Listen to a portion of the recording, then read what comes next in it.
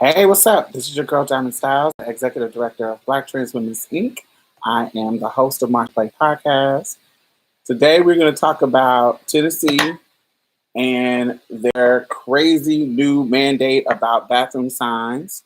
And we're going to talk about Hailey Davidson. Now I can see y'all. Hey, El DeJour. Hailey Davidson, who is a trans woman that plays golf. We're going to talk about her. And we're going to talk about Pantene. They got a new commercial that I think is really cute that centers trans kids. And I wanted to share it with y'all. I think it's a great little inspiring story. Now we can see you. Hey, Brandon, how are you? Now I can see you. I don't know what's going on. Hey, Wordsmith. Bam, bam, bam, bam, bam. Hey, Guru, how are you? Get everybody time to come on back.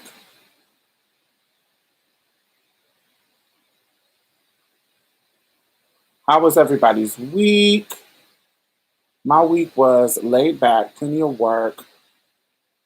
Anybody who does, I don't know what else, but any type of activist work, because if you're an LGBT person, any type of, particularly any type of like activist space, organizing space, the whole nonprofit complex, baby. June, y'all know how y'all see all these companies having rainbow watches, rainbow shirts, rainbow this, rainbow that, right? LGBT. Everything is LGBT because it's Pride Month. So during that time, the month before, a lot of people are planning their events. So what happens is in May, thank you, Elle. Make sure you thumbs it up if you like them. So in May, everybody is planning. So everybody is hitting you up. Some people is like, oh, we ain't got no money for you, but we would love for your exposure. And I hate people to be like, oh, we pay you an exposure because I can't go to my rent people and pay an exposure. I need my coins. So, it's wild and crazy in May. So you got tons of people trying to organize their stuff. And then what happens is those are the people who are pre-planning their stuff. You feel what I'm saying? They're pre-planning. Then there's those people who they don't start planning this LGBT event until June. And so the last week of June, motherfuckers is going to be hitting you up. Ooh, can you do this? Ooh, can you do that? Ooh, can you be on this panel? Ooh, can you be on this? Can you talk about this? Blah, blah, blah, blah, blah, blah. All that kind of shit. Just late, just tired, procrastinating, just being performative and shady, and just trying to do it to, girl, give me my coins. Give me my coins and plan your shit in advance. If you want us to believe that you care about us, honey, plan your shit in advance. And also, don't try to, one thing, this is a pet peeve of mine too. One thing, don't try to send one of my people to do your dirty work. This is what happens with schools. This morning, a student hit me up saying, oh my God, we have this event to honor trans people, and we love for you to be a part of it. Now, we don't have a budget. This is a student, right? So the student doesn't control the money, but whoever does control the money, they done sent this person with this big song and dance about allyship. So let me read it to y'all. Let me read what I said to them so y'all can understand. Hold on. Let me see. All right. They say, I'm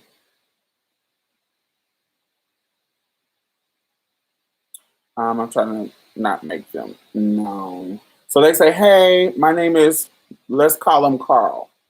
Hey, my name is Carl, and I'm a part of the National Association of LGBT blah, blah, blah, blah, blah, blah, blah. And I am a longtime listener of Marsha's Play. That's my podcast. I was catching up on episodes, and I must have heard that you know Monica Roberts. Now everybody know I know Monica Roberts. Everybody know that Monica Roberts is like a good friend.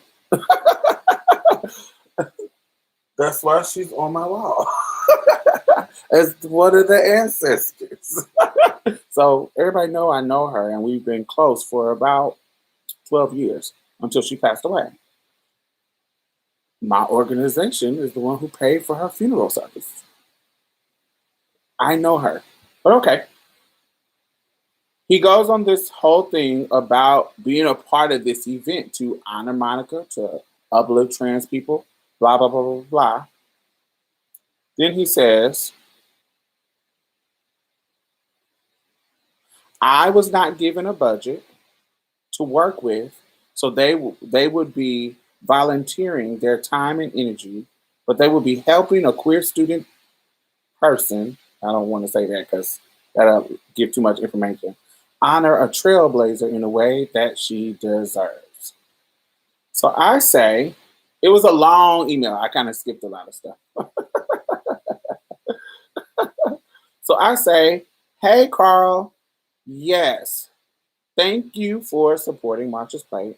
And because basically he's asking me to do it. And if I can't do it, can I find other people to do it for his event? I say, yes, thank you for supporting Marsha's Play and thinking of me. I would be honored to be involved in this event. I will do it on the strength of my close friendship with Monica and the belief that she should be honored. So this is a yes, right? This is a yes. I'm telling him yes. I say, but I must say this. It is very shady and tone deaf for them, whoever controls the money, to send you out to contact me, somebody who sits at the intersection of being Black, a woman, trans, just like Monica did, who are historically underpaid and not even have a modest, let alone equitable budget to pay us for our connections, our expertise, and our time. It's actually disrespectful to our time and her legacy. Also, it shows a lack of integrity and a complacency of that institution in assisting Black trans folks' current work in changing the narrative of exploitation. Gone are the days of this consistent use of marginalized Black queer voices performatively, especially during Pride. Gone are those days. It's old and played out. Don't let them put you in this position ever again. It's not a good look for them or you. But like I said, I'll do it because Monica was a friend and I feel like she should be honored. I'm available during that time. Let me know what the next steps are. Now his response is, I wholeheartedly agree with you and want to offer my personal and professional apologies. I would never want to perpetuate the same injustice that Ms. Monica Roberts was fighting for in her career. Please let me know what your speaker's fee is for an event like this. I don't think I mentioned the time. It would be like an hour and a half. So I can address this to the chapter presidents of both organizations. Thank you again. So this is something that we deal with multiple times, all the time, like all the time. And so I'm sharing this with y'all because, first of all, you have to advocate for yourself. If you are an expert with your, if you are an expert, and first of all, we got to expand our mind on what an expert is. So an expert doesn't mean degrees. An expert doesn't mean you went to Harvard. An expert means you know your fucking shit about what a particular topic. There are people who do drag who are experts at drag that never had any degrees, but as far as the history and elements of drag, they are an expert in that. There are people are who have been drug addicts, and they are now clean, and they've been on the ups and downs with drugs. And so when it comes to their experiences and drugs and what they could lose, how to get off of it, their particular journey, they are expert on their particular journey. And so when you're asking people to come and educate a group, particularly if you are a school or organization or a corporation, and you're asking people to come share their expertise or even share their connections, particularly like in that email, he was like, if you can't do it, can you connect me with other people? Other people. Do you feel what I'm saying? Even that, it has a value. You're asking me, you're consulting me to connect people with you.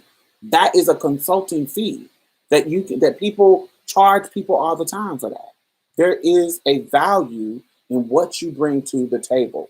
So always advocate for yourself, advocate for getting paid for work that people are asking you to do, because they're not always going to ask you to. They're not always going to be apt to paying you your worth. So you got to always advocate for yourself. Always say something, because it teaches people the next go round.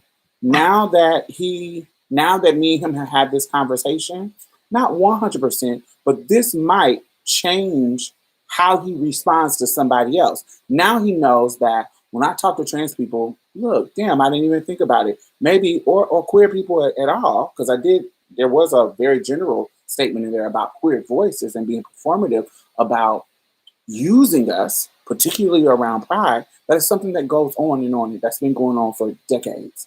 And so he might later on learn, or next time he wants somebody to be a part of his program, already come with a budget. Because y'all not about to embarrass me, because I remember when I was so embarrassed by Miss Diamond Stylz in the email. She was so nice, but she read me down.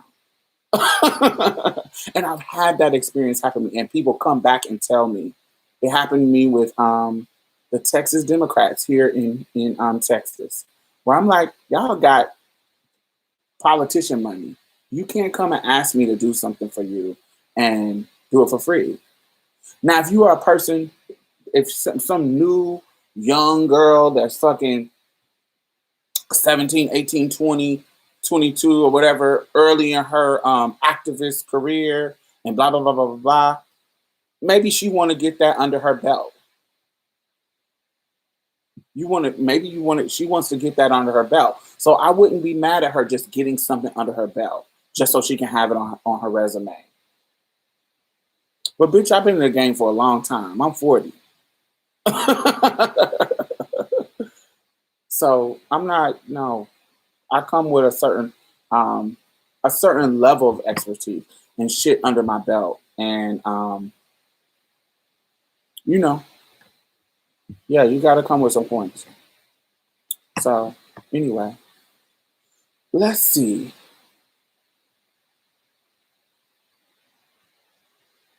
See what y'all talk about. Hey, A1.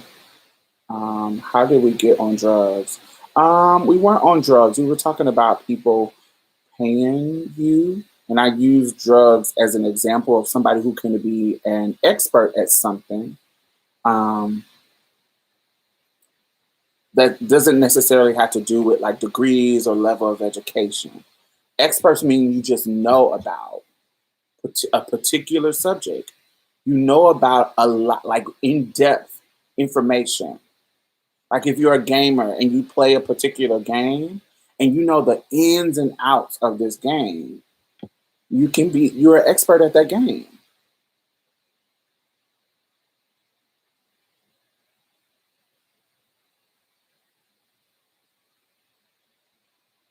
Hey Coco, I avoid pride at all costs. It seems to only be for white people in the UK at least.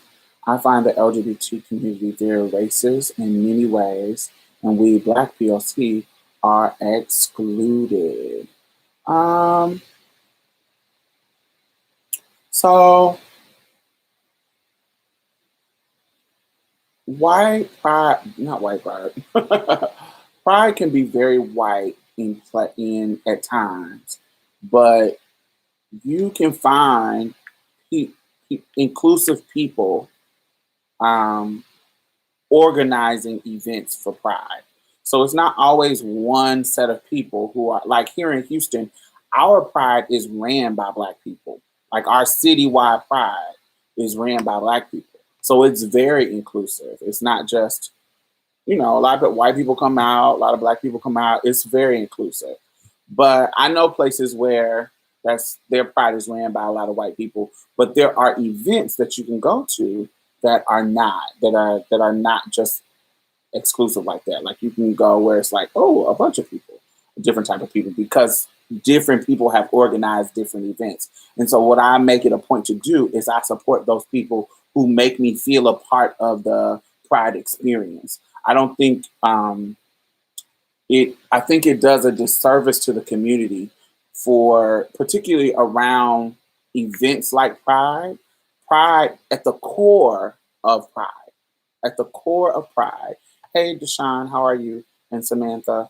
At the core of Pride, it is about being proud of who we are. That is the core. It's an event that is to celebrate the pride of who we are. And so don't let racism or people's ignorance or lack of inclusion ruin that for you. Find a place that celebrates Pride in the way that you want to celebrate Pride. Don't just blanket the whole event as white.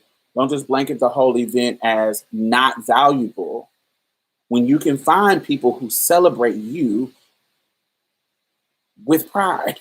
You can find people. You just got to find those people and celebrate in that kind of way. Does that make sense? I hope that makes sense. Don't let the ignorance of like a people who don't want to include you stop you from celebrating Pride. Pride is important.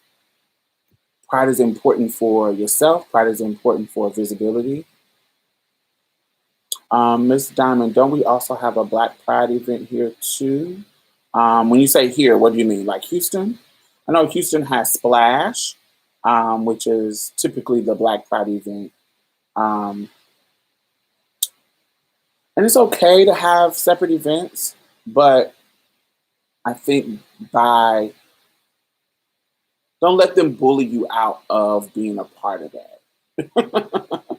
Don't let them bully you out of being a part of any pride, because it can be a Black one, it can be a white one. Pride is pride. So don't let them bully you out of being a part of it. If they're not being inclusive, call them out. Call them out. Whoever the board of that organizes your Pride in your city, call them out. They have a board. They have a entity, and so call them out. You feel what I'm saying? So yes. So Tennessee, let's talk about Tennessee. What time is it? Okay, yeah, we can get started. So Tennessee, their governor has signed a bathroom bill that requires public accommodations, like anything like schools and stuff like that, like schools, any place that's public. It will require them to have signs up. He already signed it. So in Texas, not in Texas, in Tennessee, it's going to be the law. To have signs up telling people that transgender people, you can use this bathroom, multi-people bathroom, basically. So every place has to have a sign saying that this bathroom is inclusive to transgender people. They can safely use this bathroom, or they can try to offer a single occupancy or employment facility for people who want more privacy. But anybody who have a multi-person bathroom, they have to have a sign. And if they don't abide by these rules, they can be fined by the state.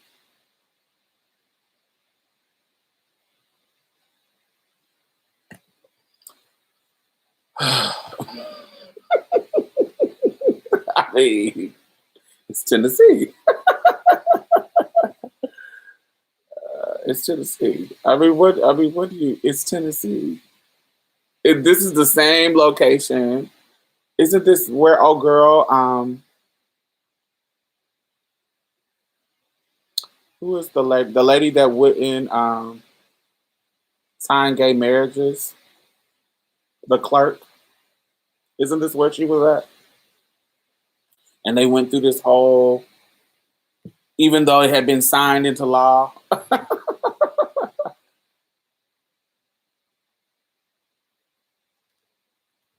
This reminds me of Miss Hilly's separate toilet campaign. Oh, okay. What was her name? Kentucky, Tennessee. Freudian slip. Miss Davis. What was I can't remember her name. Something.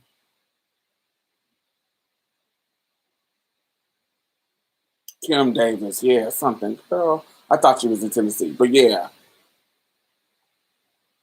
Kim Davis, child.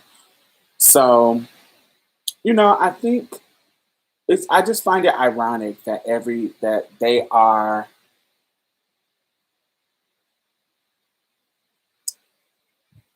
they don't care about shit. Like they don't care about anything. I was reading this book called Killing the Black Body, and they were talking about and this seems like it doesn't have anything to do with, but bear with me. They were talking about let me see the author, so if y'all want to read it, y'all can get it. Um, it is Killing the Black Body by um, Dorothy Roberts. Killing the Black Body. Race, Reproduction, and the Meaning of Liberty by Dorothy Roberts. Yes. So Dorothy Roberts has a book, Killing the Black Body. And in this book, she talks about Nora Plant.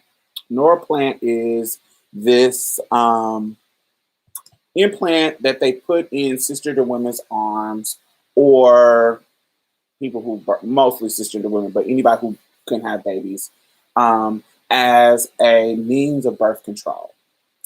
But it has getting it in is easy, taking it out is horrible. It leaves you scars, it bumps, it leaves keloids.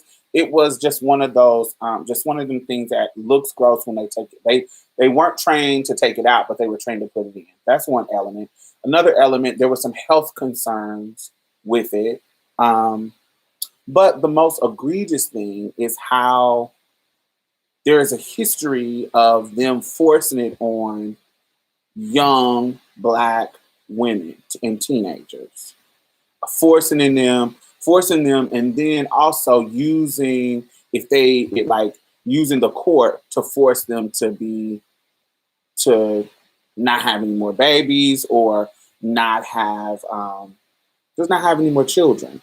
Oh, you already got this many kids, so you don't need. Like they were just going across the boundary of where the government should go when it comes to controlling a woman's body or a girl's body. And so some of the things that they said,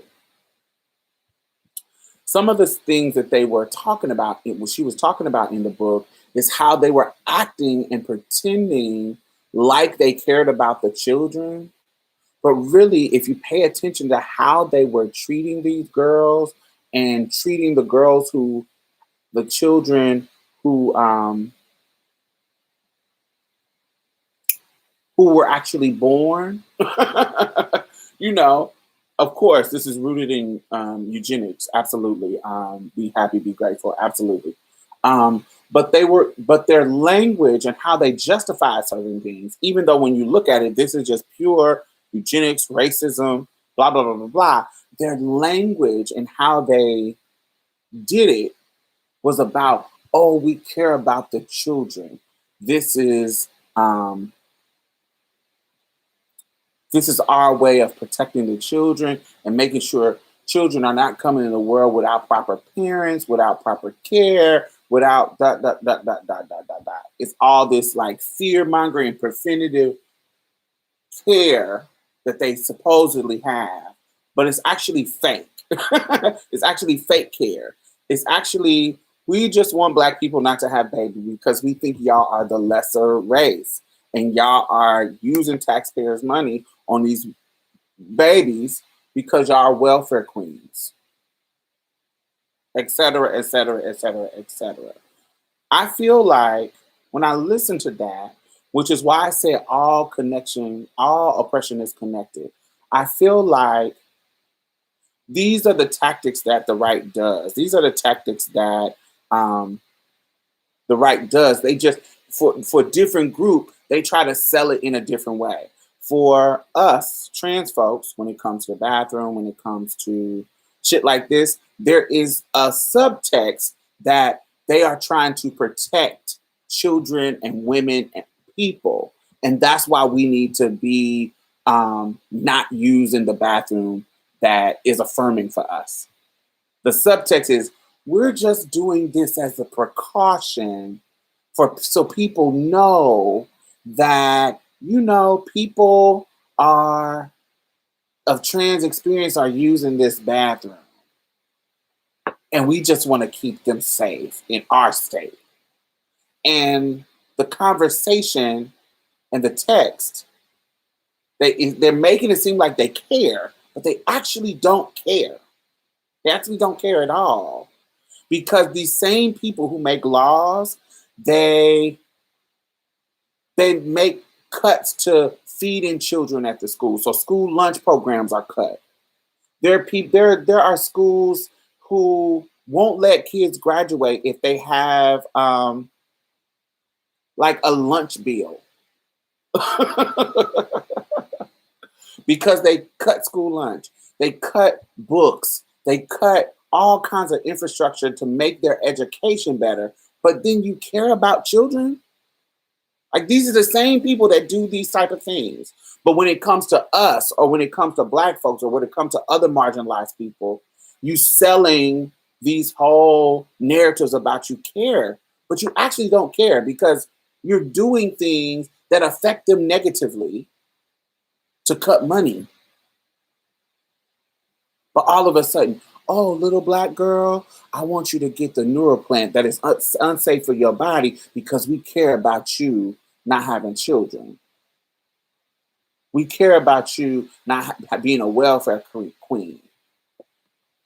Oh, we care about you going to the bathroom. We care about you going to the bathroom with these trannies. But we don't want to put any laws that protect women and children against these predatory straight men that are killing them, raping them, and molesting them in their own home. Y'all don't even want to put in protective laws for that shit.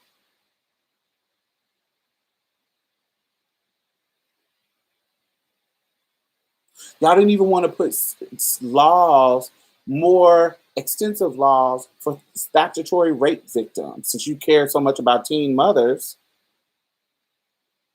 you don't want to do certain things that we know would work. But those bathroom bills, those bathroom signs, let me put up some signs so we know that this is that this is oh, and don't let me bring in the party of Christian values, baby, Miss Marissa, because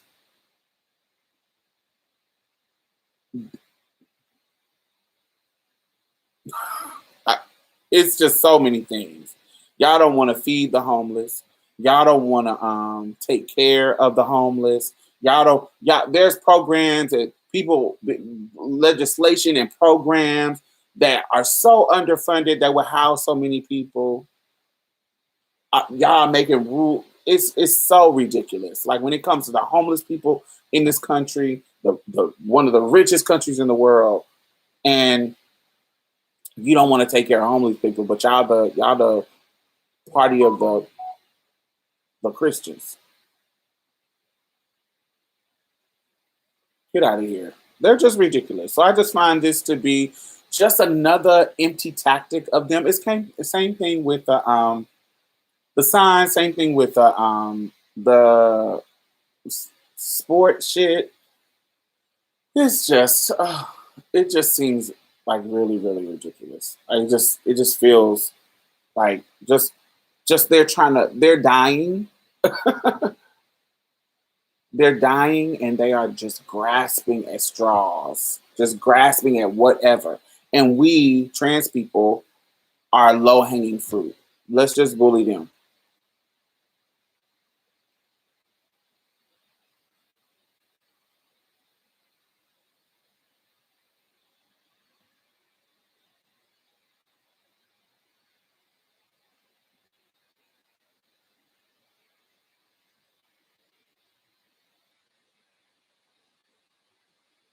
Yeah, they don't care about the children at all. Let's see.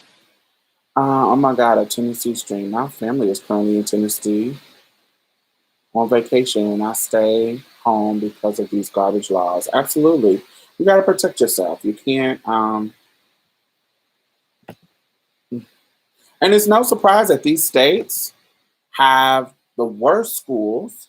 Look at these states with these kind of laws. When we talk about like Alabama, Mississippi, Tennessee, they're on Arkansas. They have the bottom. They're on the bottom of education. They're on the bottom of education. Like they're constantly on the list. When we talk about like list of horrible schools in the country, these states are the bottom of education. But y'all want us to think that y'all care about children when y'all cut funding for education. The teachers are so poorly paid. Not that they're not poorly paid in other places; they're poorly paid across the board. But these particular states are so egregious with it. It's like what? But you care about the children? Fuck out of here. It just doesn't make sense to me. Could you imagine the progress this country would make if they really govern on actual issues instead of making up things to be outraged about? It would be so much different. It would be so different. Well, I usually bring some water. I ain't getting any water. I'll be back. I'm gonna give me some water.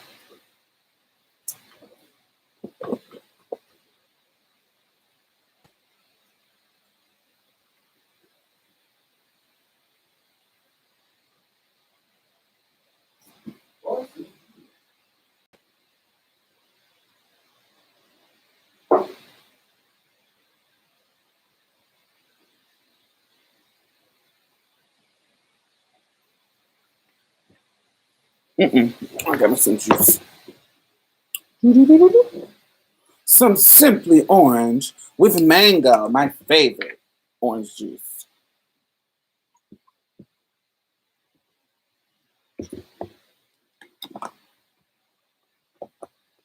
Mm.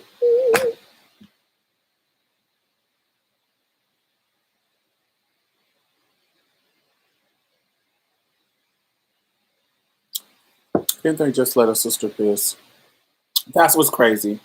They're the subtext is we're protecting you from these trans people, but there literally has not been any cases of trans people attacking women and girls in the bathroom. So this doesn't happen. So y'all are protecting. Get out of here. And this goes back. I don't know if y'all been watching it, but every last Friday they released 3 episodes of Pride. Like a little documentary, and y'all should watch it. The first 3 episodes was last Friday, and the next 3 episodes is tonight at 7 p.m. It already started, and it goes. It repeats at 10, so I'm gonna watch it at 10. Once this is all over. But they talked about Phyllis Schlafly and back in the 70s when they were fighting when Phyllis Schlafly was conservative. If you watch the show Miss America on FX, that's who it's based on, her and other feminist icons in that era. And her main point was fear mongering about the bathroom. Like a lot of her points are just regurgitated in just blattered onto a trans narrative. But this was just about women being equal to men, and she was using this bathroom scare tactic.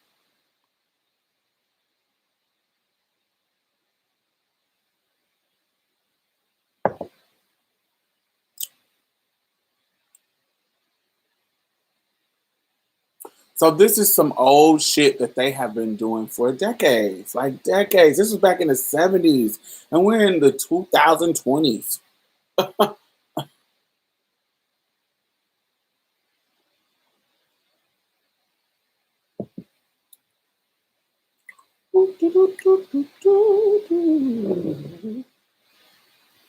All right, so all right.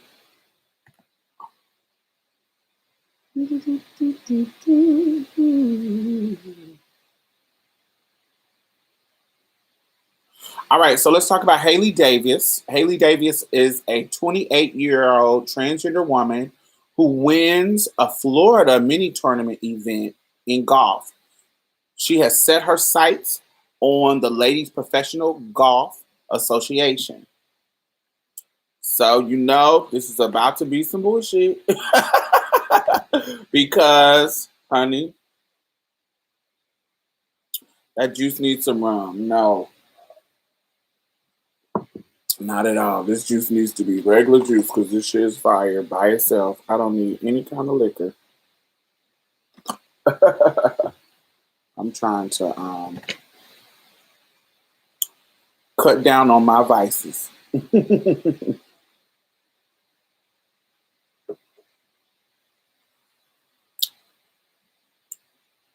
But yeah, y'all know this is about to be some shit. So Hailey Davis winning this and going after a title in the, Ladies Professional Golf Association. Every trans person that is trying to do any kind of sports, they're about to wear it out. So we're gonna have to hear about it. And I'm already tired. I want to go to sleep about it. I'm already tired of these kind of sports conversations. First of all, because I'm not really into sports. I don't really care. But I already told y'all my opinion about sports stuff. I think there's not enough information.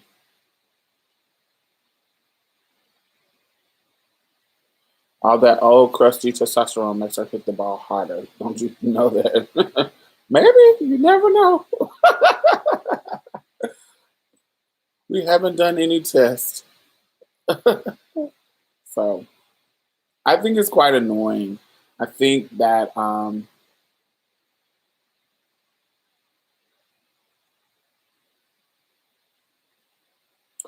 was telling my friend I'm gonna retire from being trans because the conversations are getting like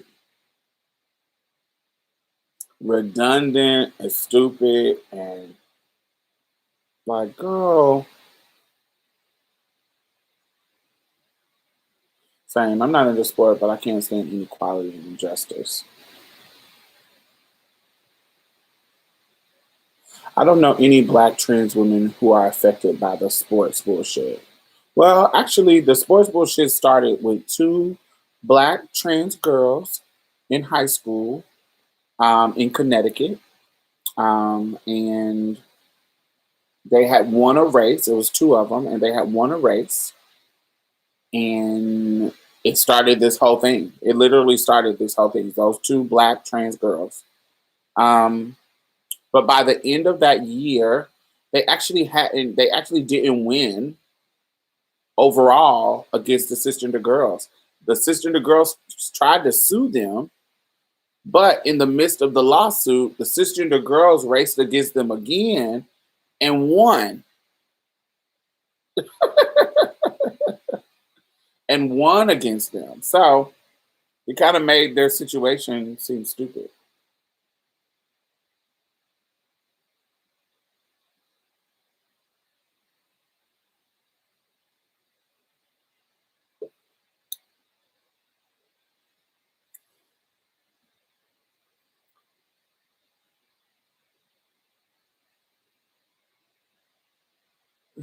Yeah, for the most part, we're having the same conversations about the issue that they were having 15 years ago. No, it started with well, that was decades ago. The tennis player, Ann Richards, I think that's her name. Let me make 100% sure. Is it Ann Richards? No, Ann Richards is the governor, the first female governor of Texas. Is it Ann Richards? Renee Richards. I think it's Renee Richards. Let me make sure. Yes, Renee Richards. Sorry. Yes, Renee Richards is a trans woman who played sports, tennis. She's a transgender pioneer, Renee Richards. But that's not when the current wave of sports stuff started. The current wave of sports stuff started with that's old. Like Renee Richards is like before I was born. um, but this current iteration of wave of laws started with two black trans girls in Connecticut. You can Google that if you want to learn about them.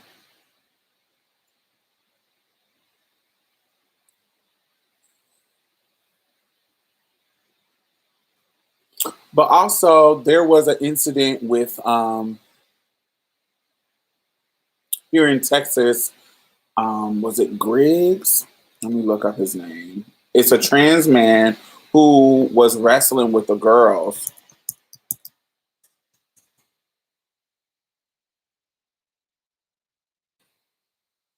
Um, Mac Beggs. I thought it was Briggs. Beggs. Mac Beggs. And they forced him to play against the girls because he was quote unquote born a girl and he was slaying them.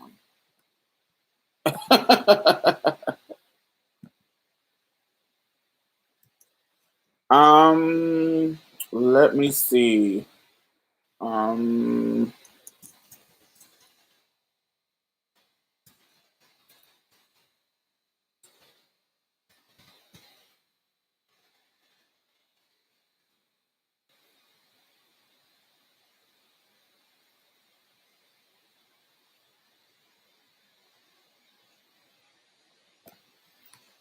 yeah, they tossed the lawsuit out.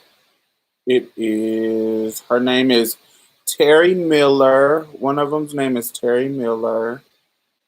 And the other one's name is hmm,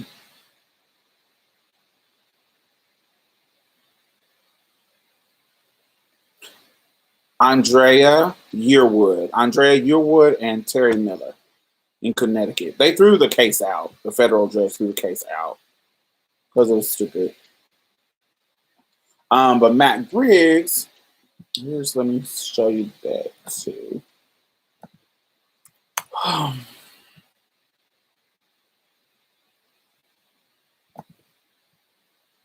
Yes, that's that case. Matt Briggs happened a little bit before that. They were wrestling, but it didn't go to any kind of courts because Matt Briggs didn't fight it. Matt Briggs, once they said that he had to play against the cisgender girls, he just played against them, but he was smashing them.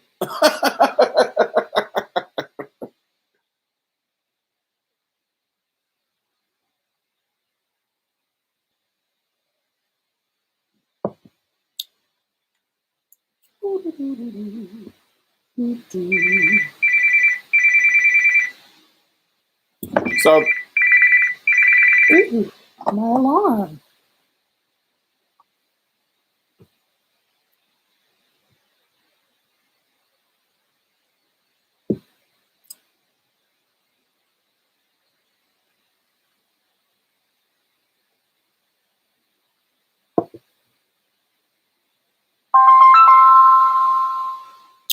God, everybody calling.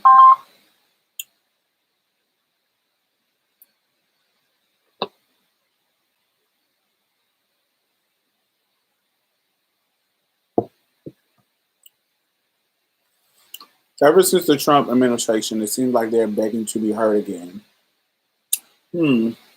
Well, Trump is not dominating the airways when it comes to like the media. I think one of the reasons why Trump won is because of the ratings that they were getting when featuring him. Like featuring him during the whole primary in 2016. From 2015 on up to the election 2016, they were featuring the hell out of Donald. And from the time he won to the time he left to the insurrection, Donald was getting so much free press. I do. It's delicious. And I've been at the nail shop all day, getting my feet and nails done. So I haven't really ate. I should have ate something. But, this is just what they do. They do this every time they lose. They try to find something that can rally their base. And anti-trans sentiment in the right is a great way to rally the base. So there also is Pantene. Pantene did a commercial featuring a trans little girl, and this is one of the statements that they put out. The LGBT kids, a family support to LGBT kids, family support means everything. Taking pride in their identity, loving them unconditionally, and seeing them for who they are. This is their version of their contribution to International Transgender Day of Visibility. And every day, we proudly celebrate the power of feeling seen, because feeling seen means feeling loved. And that's beautiful. And so they had a commercial, and here's the commercial. And I think it is adorable. Of this little trans girl with her parents, supportive parents.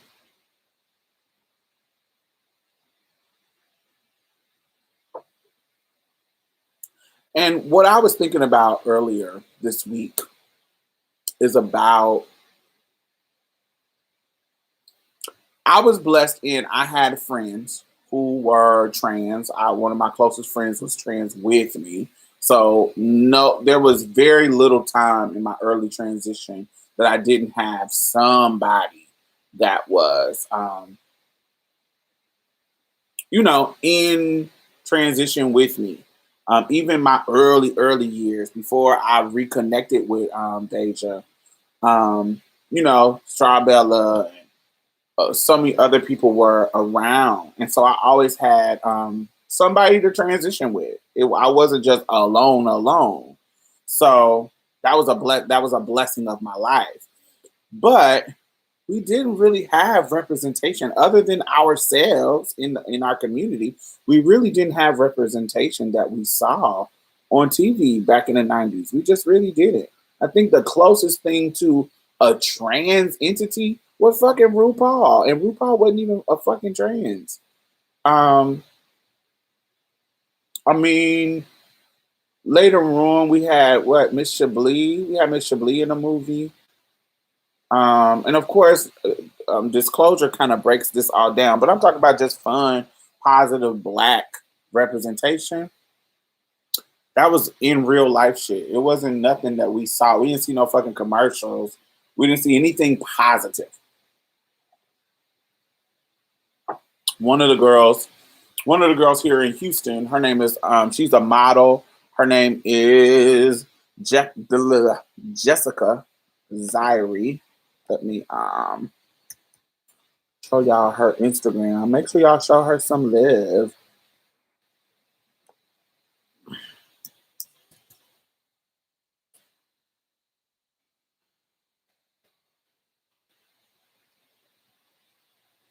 This is a black trans model. I love her. Her name is Jessica Zyrie, and she just has an amazing body, and she's so sickening. I live for her. But her father, she did a commercial for Heineken with her dad. Bitch. With her dad. Where her dad was watching her put her makeup on. Her dad was watching her, like the whole premise of the commercial, it was for Heineken, like a beer commercial. And, you know, it's like a Father's Day commercial or whatever. And it was so fucking adorable. And I never had seen something like that. Now here in Texas, her father has a restaurant in Austin, like that sells like wings. It's like a Wingstop kind of place, but delicious. And he owns it, and she goes up there and visits, and they just have an amazing father-daughter relationship. And we've seen, and they were actually able to do a commercial. I just thought that was fucking sickening and beautiful. And I don't remember seeing that growing up. So it's just, you know, seeing that stuff now, I can only imagine how powerful it is for somebody growing up that's 13, 14, 15, 16, 17, 18. And although, yes, we are seeing these anti-trans bills, even just seeing those positive, there's a little girl by the name of, just seeing those positive representations can be so life-changing. There's a little girl named Kai Shapley. Yes, Kai Shapley. I love Kai. She's a beautiful little white trans girl. Activist here in Texas. And she be talking her shit, baby. Not cussing or nothing like that, but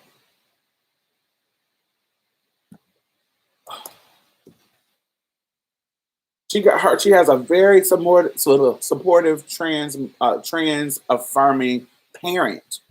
And I met her at she spoke. I was hosting a visual for Monica in Austin, and she spoke. She was one of the speakers. And I had to put the little chair up for her to get up to the podium because she's so short. And I had to put the little chair up for her to get to the podium. And I just was in awe at her little self. She's like 10, 9 or 10 or something like that. And she would just talk her stuff on it just was so amazing to see this little girl, this little trans little girl. And I was like, God, I wish we had, I don't know. I guess we had to go. It's similar to like the Marsha P. Johnsons and the Miss Majors and all the people in the 60s who had to go through that ugly time to get to us. And then we had to go through our time to get to here. And, you know, that's just how the cookie crumbles or whatever. But it's beautiful to see it. Did you see Kai Speaks to the Texas House? Yes, I did. Yes, I did.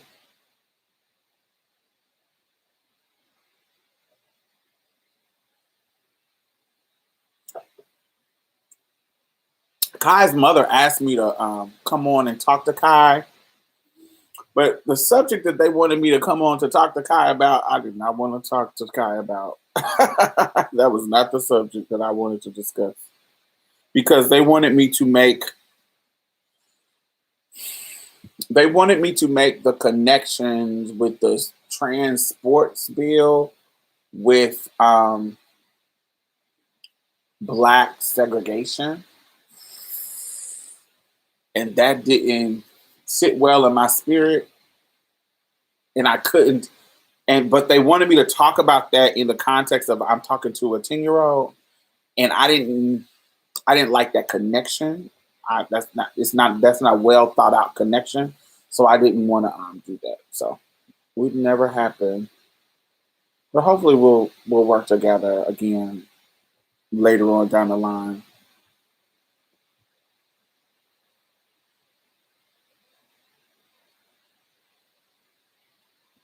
We didn't even say transgender back then. Yeah. It was transsexual. It was transsexual. He said transsexual. So I said that was the preferred language back then. Little trailblazer. It is a black girl, but her mother keeps her off the internet. There's a black young trans woman like Kai, but they live in Seattle, and her mother keeps her off the internet. She supports her and takes her to like live functions, like the like different events like Gender Affinity, Philly Wellness Conference, BTAC, stuff like that. Oh, if y'all are on Instagram, y'all can follow me on Instagram. Here's my page. Mm.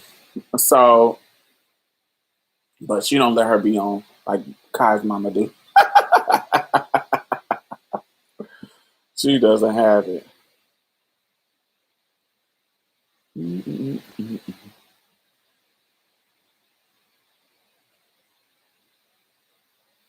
I remember the first time that I saw good representation for someone like me was Kim Petras and Jazz Jennings. Yeah, those were babies. Those were babies when I first started my YouTube stuff.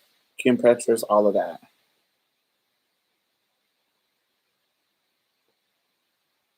Yeah, when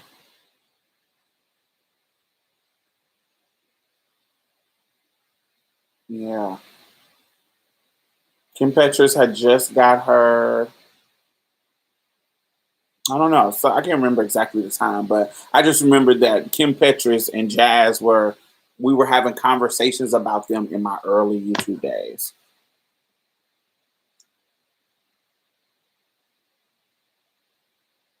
And then for her to be like this big old pop star in in that region of the world, I just thought it was amazing. She just really did it.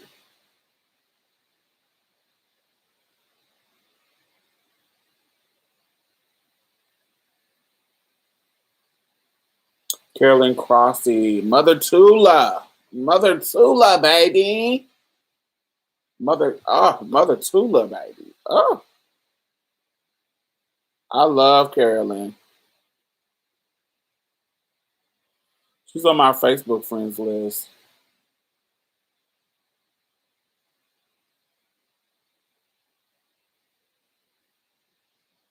I just love that she's getting older and becoming a sickening older woman. Just beautiful. Gray hair.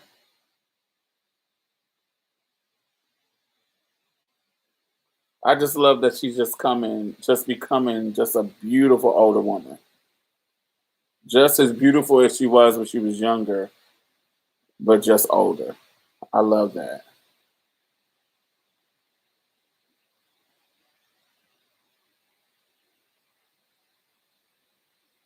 This her and her mom.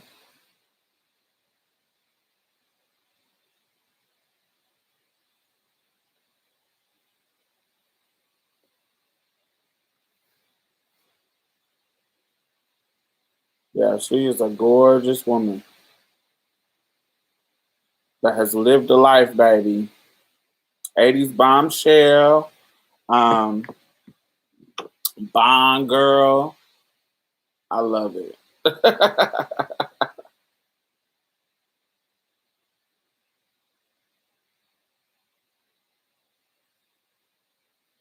I think 7 and 8 years old is too young to transition. Um, I don't. You might want to research child development and when children start to realize their gender. I think when a child, for me, this is my personal opinion.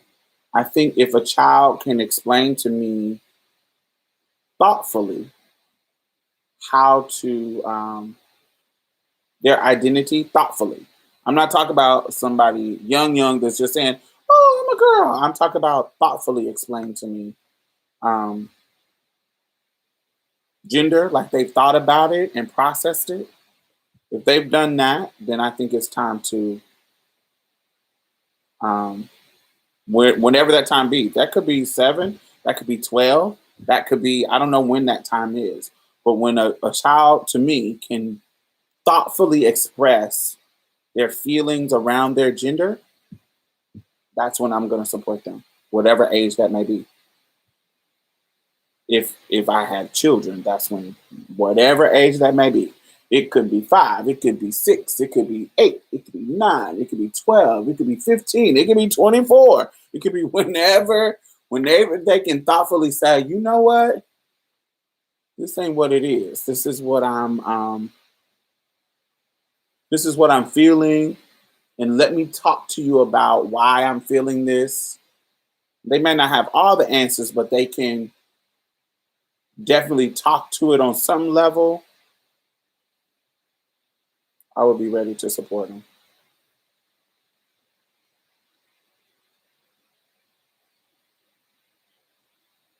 Now, for me, when you're young, I just, if say that I had a baby, like right now, shit would be so neutral. I would just let it just go. Like let however they want to be, I would just let them be. And whatever they gravitate to, they gravitate to. I'm gonna show you how to pee. If you got whatever kind of genitalia you got, we gonna show you how to use that. How it's supposed to be used in the bathroom. Uh, but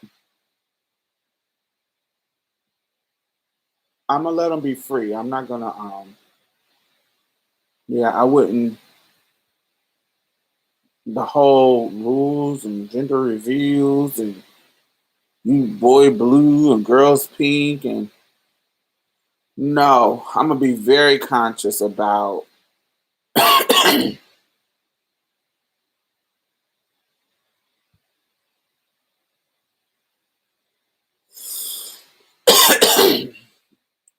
giving, but suicidal giving an example of one person detransitioning. That's like literally, there's statistics about detransitioning. There literally 1% of trans people who transition go back. So one person is not the example for all of them.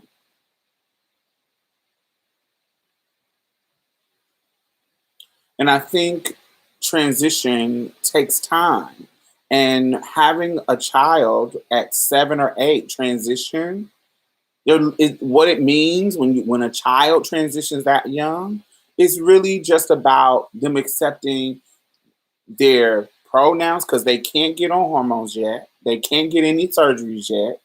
So when you're talking about like transition because I think I don't know I don't want to read your mind, but sometimes when people talk like you, transition to them means medical transition. Like I'm doing something permanent, getting a sex change, changing my doing things that are so permanent that they can't be reversed. That's not what happens with 7, 8 years old. So what you're worried about, the carefulness is already set into the system with children that young. You don't get on hormones. You don't get surgeries at 7 or 8 years old. That's not how it works. That stuff happens later when they are older, when they have been living their life for so long. however they affirm, they had plenty of time to change their mind if they wanted to change their mind. So the carefulness is already set up in the system. Services like sex changes and hormones, that shit ain't that easy to get. First of all, it's not that easy to get. Everybody don't have access to that freely. Everybody don't have health care. Everybody parents don't have insurance to put them on. Particularly black young trans folks. Minority, not just black, minority ones. So it's not really that accessible. So the being careful is already set in the system. It's already systematic for it to be a slow, long ass process. So a 7-year-old won't get on hormones until they won't get on blockers until they are in their teens. When puberty is about to start.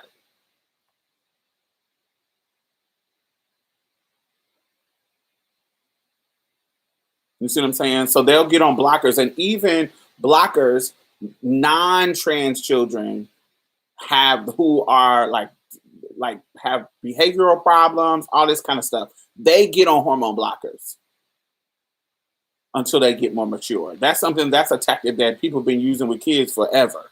For a long time. They don't have shit to do with transients. So there's tons of research around it.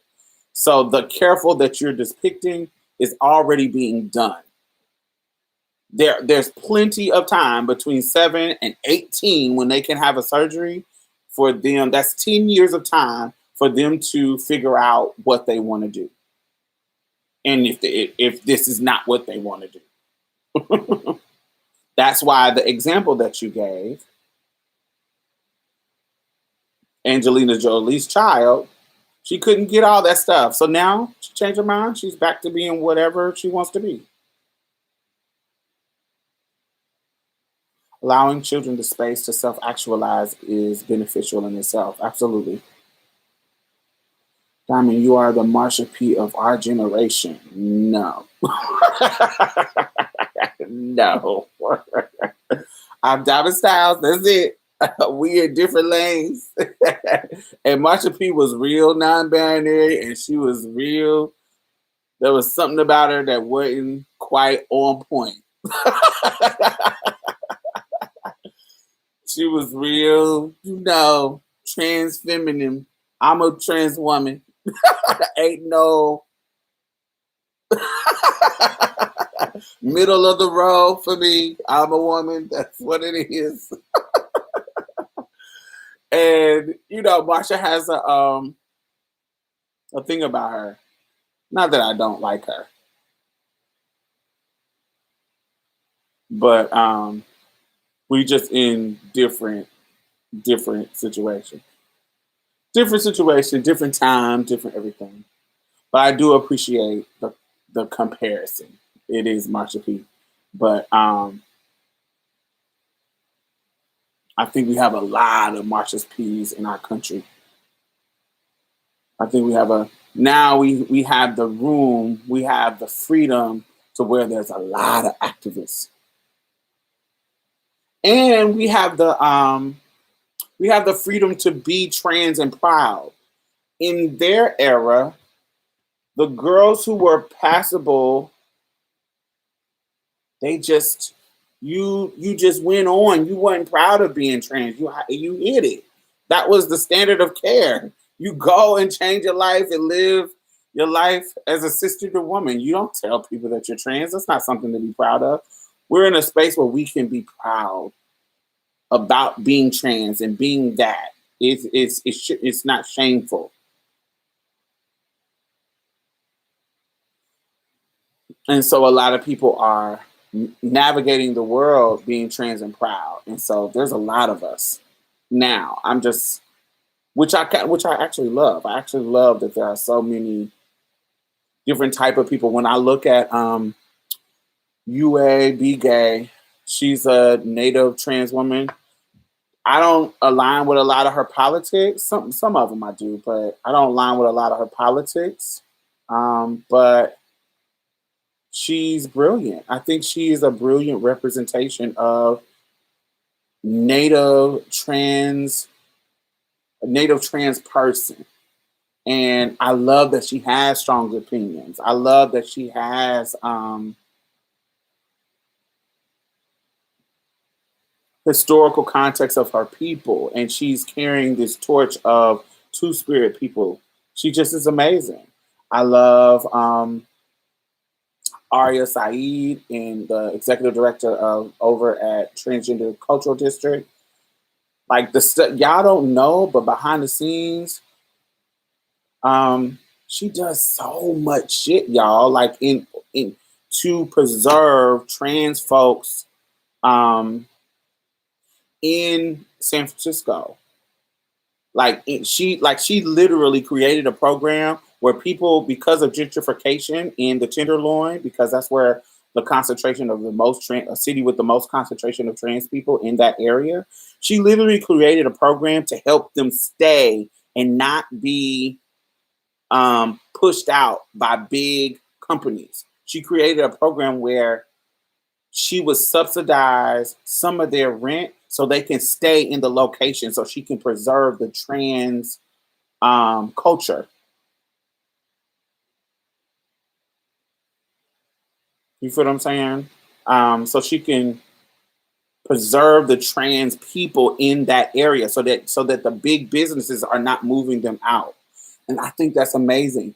She is creating culture, like doing business with the museum to make sure the museum in the Tenderloin is covering trans people in the museum. Um, she's just doing so much work to preserve, to make transness a thing, like to not make it a thing, but make it preserve what it has been. Like she's using coins to buy up certain locations and move her office into a certain location so she can keep that location because that location has significance in the trans community in her city. She's just doing power moves when it comes to using the mayor and everybody to preserve transness in that city. And recently I've been thinking about it because I asked one of my best friends, I asked her, like, are you worried about being erased? Like your contribution to culture in our particular city, are you worried about it being erased? And she was like, no, I don't even associate with that particular city. But I do. I want every city that I've lived in, if I have done work in that city, I want it to be impactful. I want it to be impactful and I want it to be remembered. That's a part of my legacy. And so that's important to me.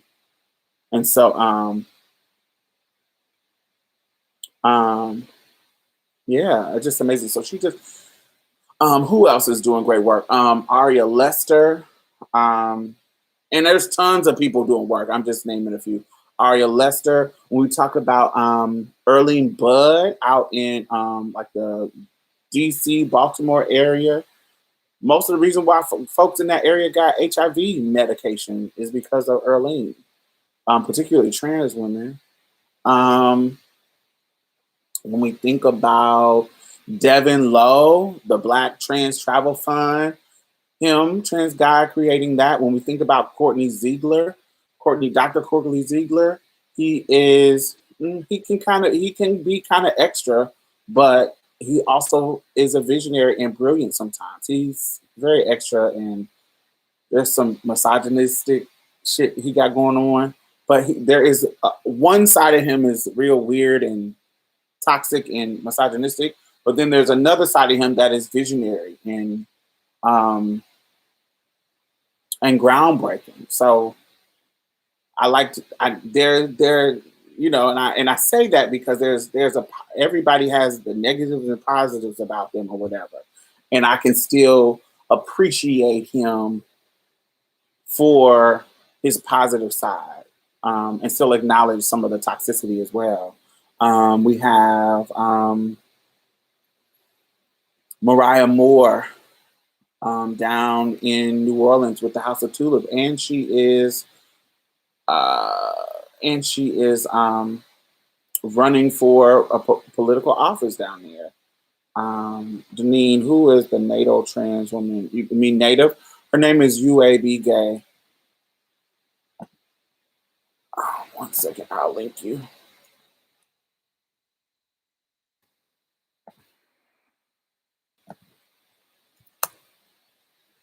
She has been on Marsha's plate. It's called A Long. The episode is called A Long Walk. Mariah Moore. We have who else? Who else? Who else? Who else? Who else? Who else? Who else?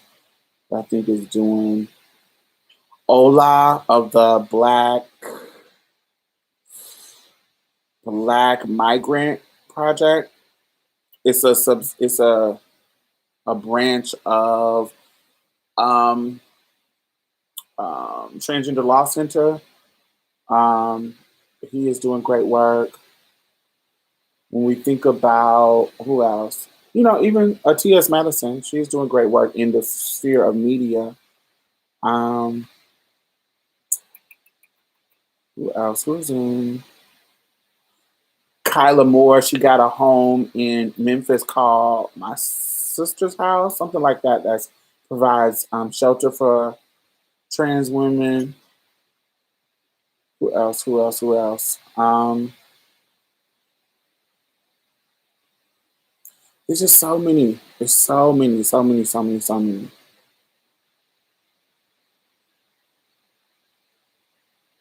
Baby Marsha's plate is achieved. Thank you so much.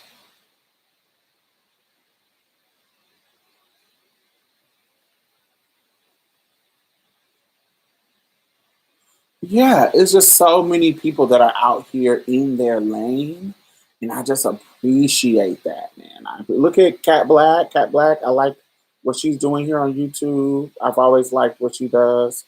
Um, Sometimes she be getting real anti-black sometimes.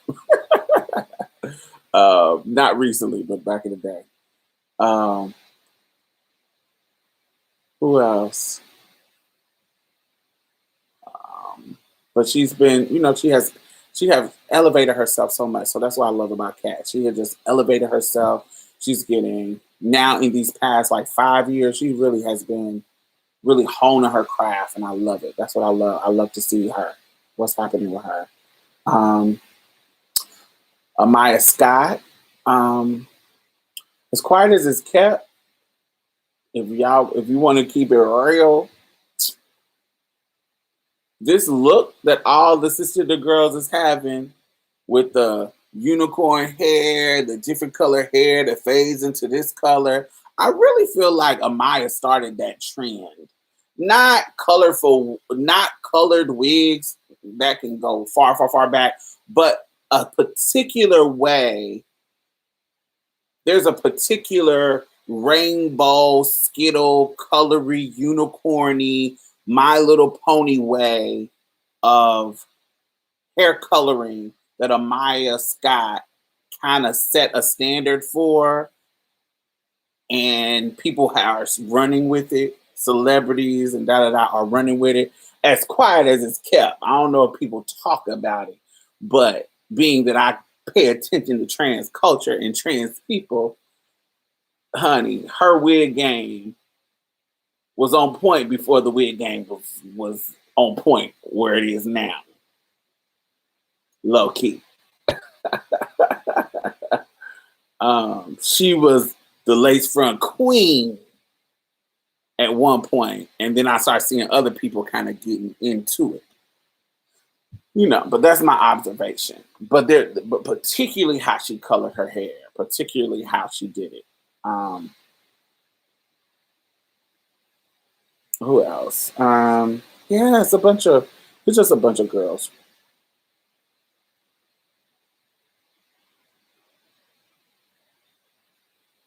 How would you guys react to your child being trans? I think I would be the perfect parent for a trans person. I mean, I'm a trans person, so I would be the perfect parent for a trans person. I wouldn't react any kind of way other than support my child. I'm going to support my child no matter what. It's my child. Mm-mm-mm-mm-mm. Well, thank you, Jasper.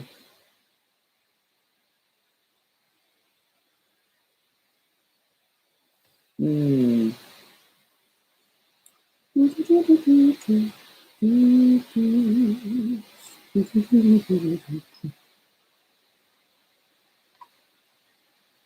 If I can accept myself being gay, I can accept my child being trans.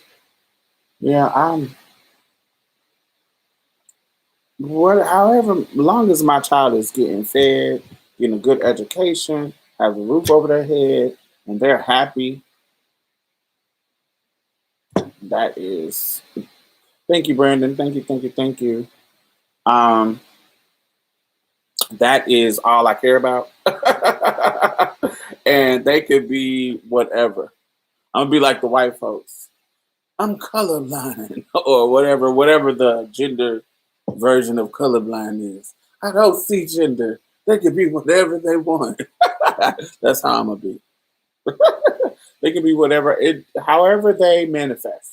They're gonna know, they're gonna feel safe, they're gonna know that I love them, they're gonna know that they don't need to be ashamed to talk to me about anything. Yeah. My kids are gonna be good. If I have kids. I don't have sex with people who I can procreate with. So I doubt that happens. I don't see rainbow. I see people. I don't see blue and pink.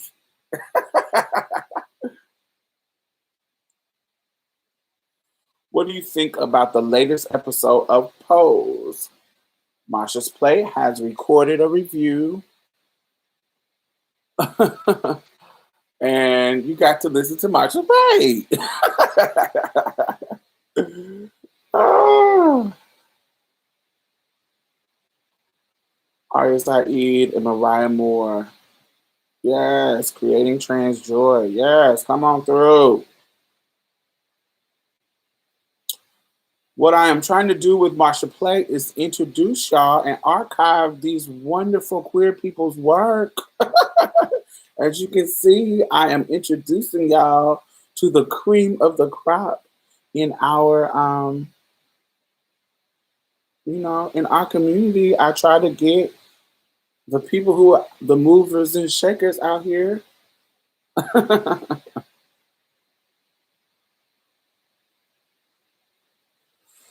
Diamond, I feel like you're gonna drop the news on us about your potential babies like Miss Majors.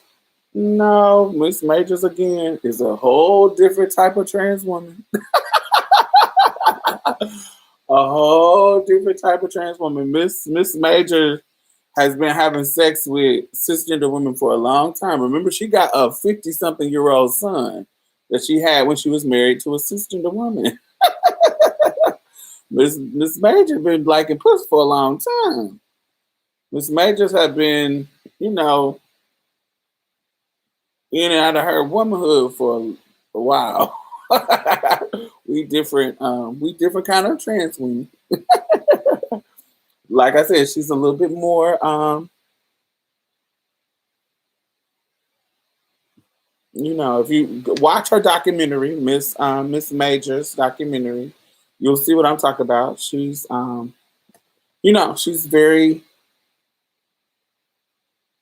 she's a different kind of trans woman than I am. So yeah, I don't think I'll be popping y'all with anything. Maybe, I don't know. It is. Miss Majors, you gotta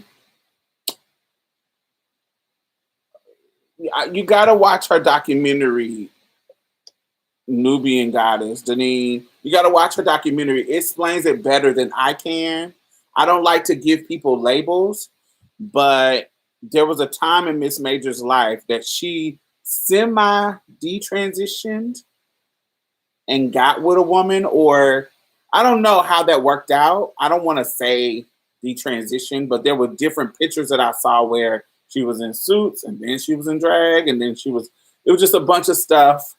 So I don't want to say what identity, when, da da da da da da.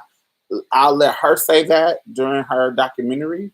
It's called Miss Major. It's called Major. It's really, really good. So check it out. But she was with a cisgender woman for a very, very long time, and they had children and dated. And I don't think she necessarily was identifying as a lesbian or a woman at that time. I'm not 100% for sure. So they explain it in the documentary. I still was confused, but that's none of my business. So it's a whole different situation. I got on, so I don't know if I told y'all, but back in February, I got back on hormones. And when I tell you my areolas, baby, my areolas are fucking, I don't know if y'all noticed, I've been sitting here like this, just, but they are like, they're like, oh my God, so itchy because they are stretching. And just, they feel like I need to take a brush and say, oh, oh. I know if y'all have been on hormones, y'all understand. My areolas are so fucking itchy and tender and ooh. I know y'all understand, but it's like, oh God, oh. But yes.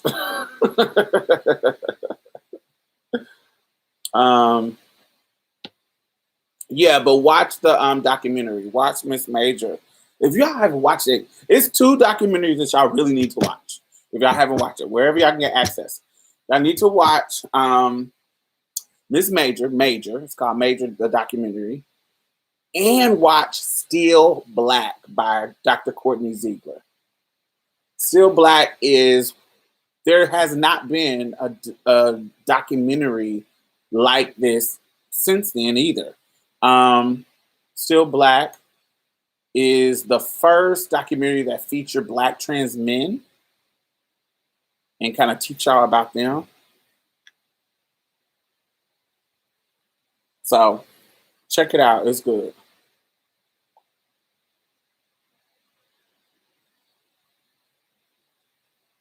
So good. So good. If you make me a meme, send it to me so I can use it too.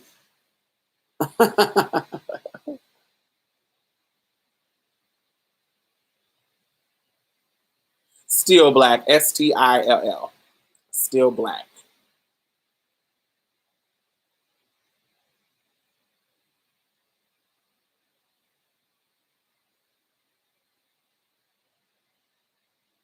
No, they're too tender to have anybody latch on.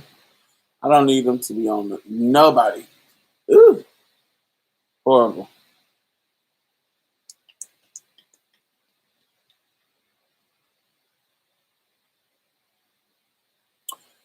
Did you see that Caitlyn Jenner reposted the shady meme comparing Dr. Rachel Levine, the trans woman in the Senate? It's a side by side. Yeah, conservative girls versus liberal girls. It was shady. Yes, I saw it, and I thought it was quite funny. I thought it was funny, but kind of kind of interesting that Donald Trump Jr. is the one who was saying it when conservatives didn't fuck with Caitlyn.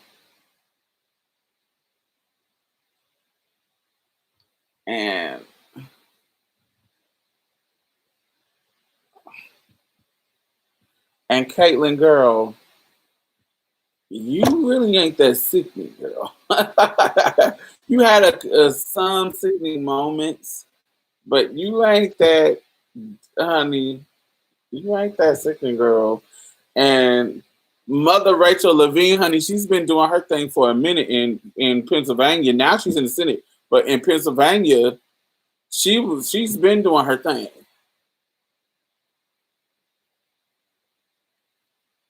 As a trans woman, you was doing your thing back in the day.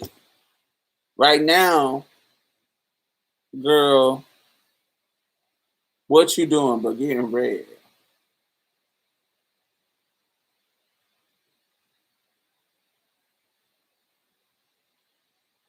Hmm.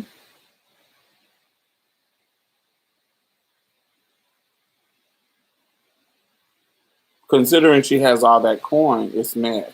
Yeah, I feel like, girl, you got. all that coin to be sickening, get all the surge and get all the things, and you still looking like Skeletor? Girl, you should sit down.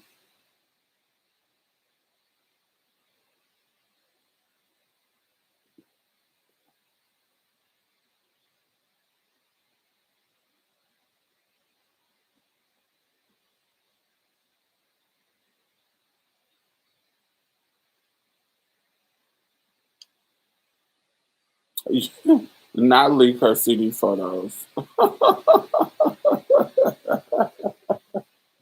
No. I want to see what Kim saw. Remember that? Remember a part of the narrative was Kim caught Bruce dressed up in drag? Remember?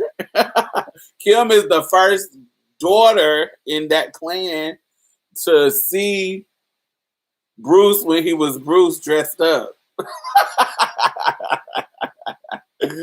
I want to see what Kim saw.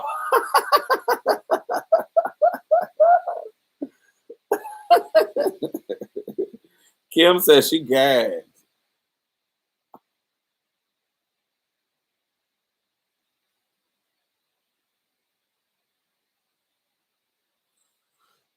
Do you think creatures like Caitlyn Jenner have contributed to transphobia?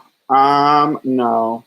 I don't call her a creature. I think that she is I think she's a trans woman. I just think that she is um she she was a white man and lived as a white man for a very long time. 65 years as a white man, a very privileged white man. Privileged on not just a financial level, but privileged on a level of masculinity and the perks that come with that. That's also a different level of privilege. Because of her being this elite athlete and winning on that level, it just gives you access to a whole different type of male privilege. And so for me, living that life for so long, you're not gonna give up that. You're not gonna That's not gonna change overnight just because you come out as trans. No, you're gonna have those same ridiculous beliefs. And yeah, I don't think transphobia is just transphobia. She's gonna be transphobia was gonna exist with or without Caitlyn Jenner. She gives she gives transness a nuance. And yeah, she's transphobic herself. Absolutely. Yeah. Some of her beliefs are transphobic herself. I don't think she contributes to transphobia in the sense that, oh my God, here you go. Here's more transphobia. No, transphobia is out here. With or without a Caitlyn Jenner. She just brings a more visibility and a nuance to transness. Let you know definitely we not no monolith. Yeah. Thank you, Chris. Thank you, thank you, thank you.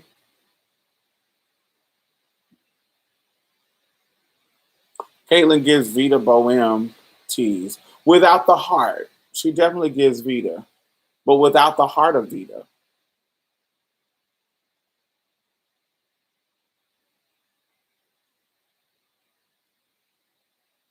Hmm. No, she can't rely on transphobia as a crutch. No, what she can rely on is her money. That is what she can rely on. It's her money and stardom.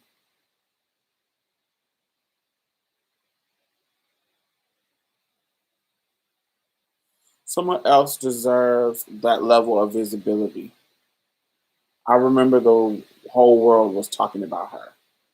Well, you don't get that level of visibility without doing what she did before. So it's almost nobody would be able to have that level of visibility. Does that make sense? Like she's a different type of visible person because of what she accomplished as a man.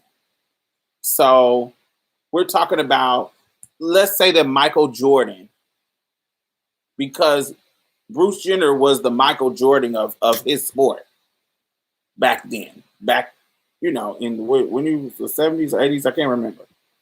Back then. Michael Jordan was the Jordan of basketball.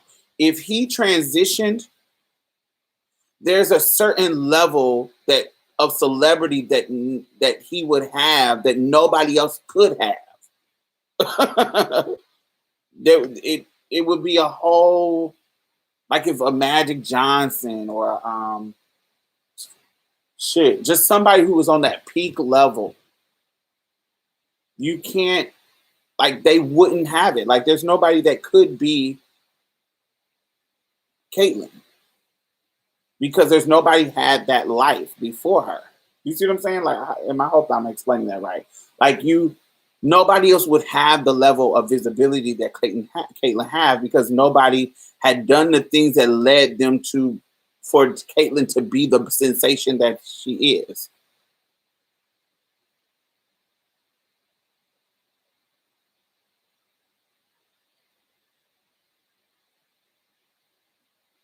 Yeah, I don't know. I don't know. When we get to talking about deserving, that gets uncomfortable for me.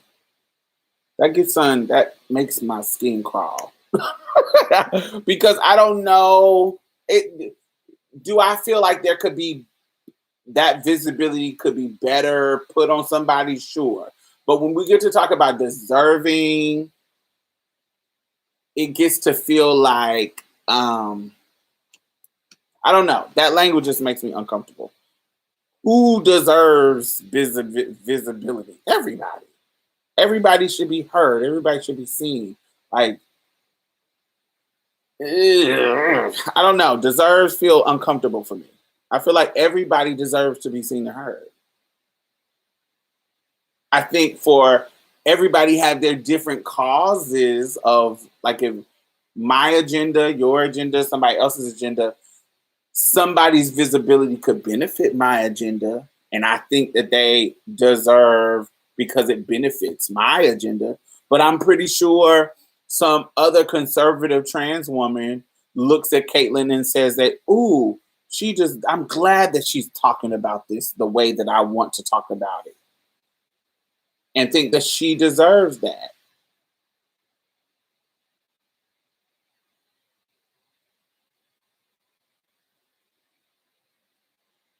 Deserve, it's just deserve is a matter of perspective. And everybody, this has nothing to do with this conversation, but it's reminded me of a conversation I had earlier today. So my aunt was talking about her children and what she thinks she deserved there's an incident happening, what she thinks she deserved, the mom thought that she deserved in the situation, but the kids who she thought she deserved it from didn't feel she deserved it. So deserve is perspective based. Like, that's really subjective or objective. What's the word? Subjective? I don't know. It depends on the situation. Deserve is, I don't know. But I get what you're saying. I think you're just saying that for your particular politics, there would have been a better person than her. Yeah, but then we have people like a Janet Mock. We have people who are more positive, um, more positive representation. But I enjoy I don't fuck with Caitlyn like that. I don't fuck with her, but I like the idea of us not being a monolith. I think there's a lot of girls who I think are toxic as fuck.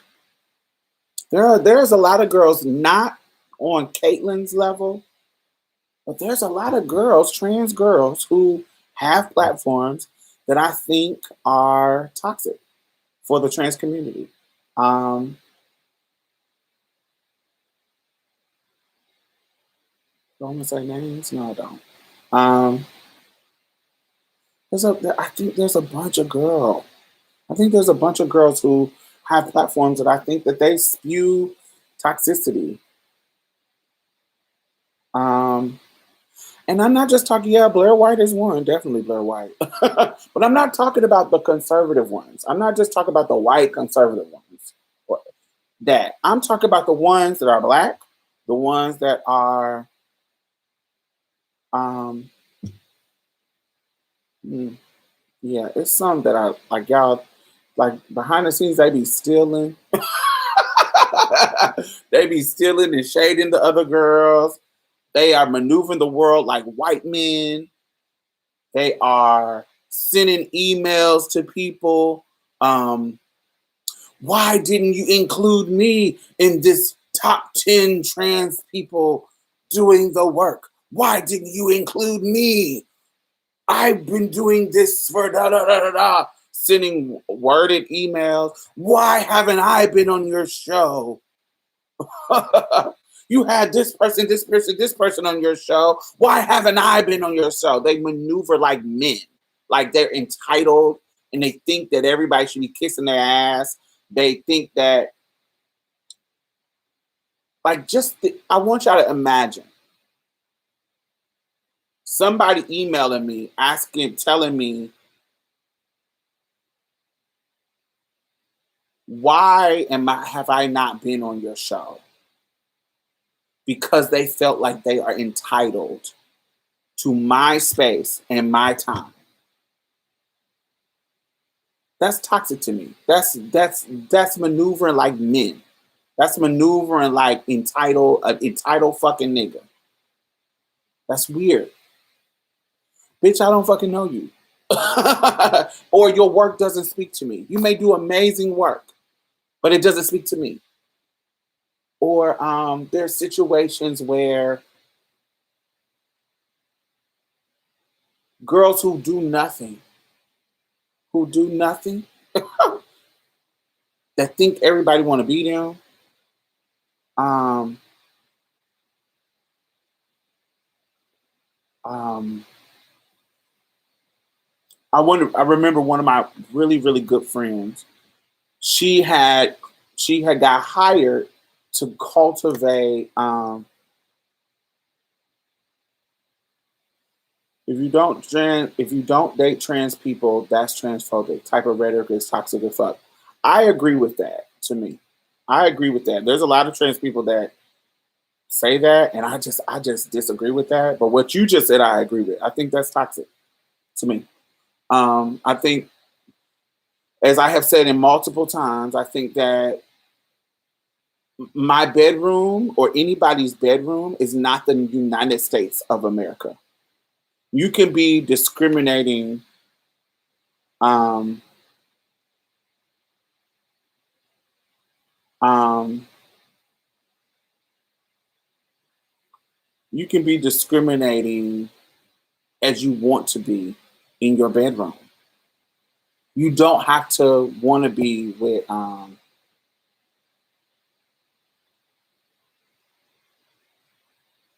trans people.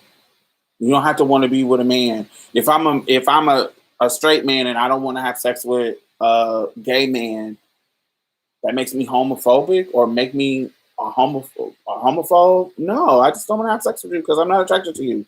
Or I don't want to be with you. If you get dressed up and you look like a girl, and I'm like, oh, you really look like a girl. You look like a cute girl when you dressed up. But I know you're a boy, and I don't want to be with that. So no. Oh my God, I understand you have transitioned and you really look like a woman. You really look amazing. But I want to date a cis woman. I don't want to date a trans woman. I'm gonna respect your pronouns. I'm gonna um, respect your identity, but I don't want to date a trans woman. I'm not a transphobe. I just don't want to date a trans woman. I think you should have the rights and freedom of anybody. I think you can, you should live your life and be respected as a woman. But I don't want to be with a trans woman. I don't think that that's toxic. I don't think that that is transphobia. I think that that is them not wanting to be, and it could be transphobia in their romantic relationships.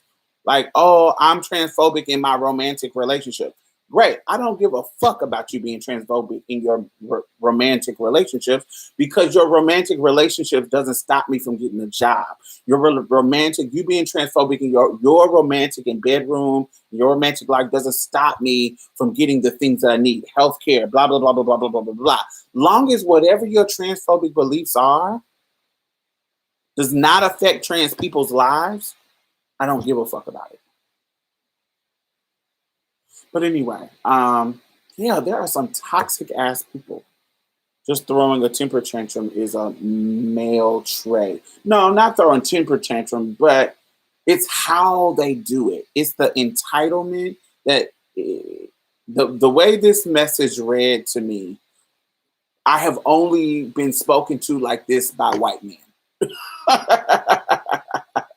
It is a level. It's a level of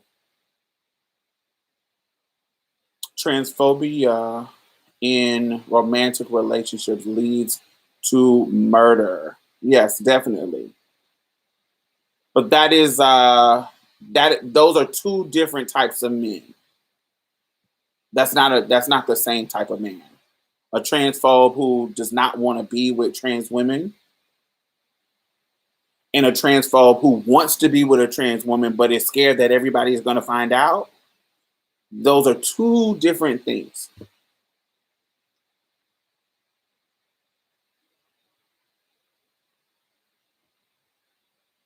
A part. I don't think a person just because they don't want to sleep or be with a trans person is. I've already answered that question on this live. Suicidal. Why are you asking people are they proud to be trans? We talked about that for 30 minutes a few seconds ago.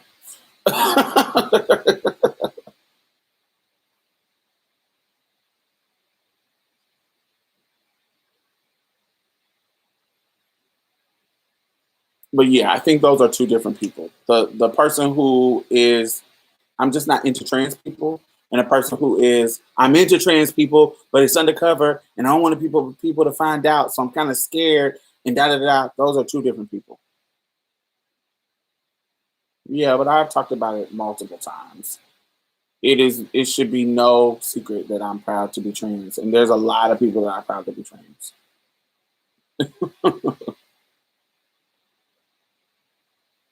Why would we not be?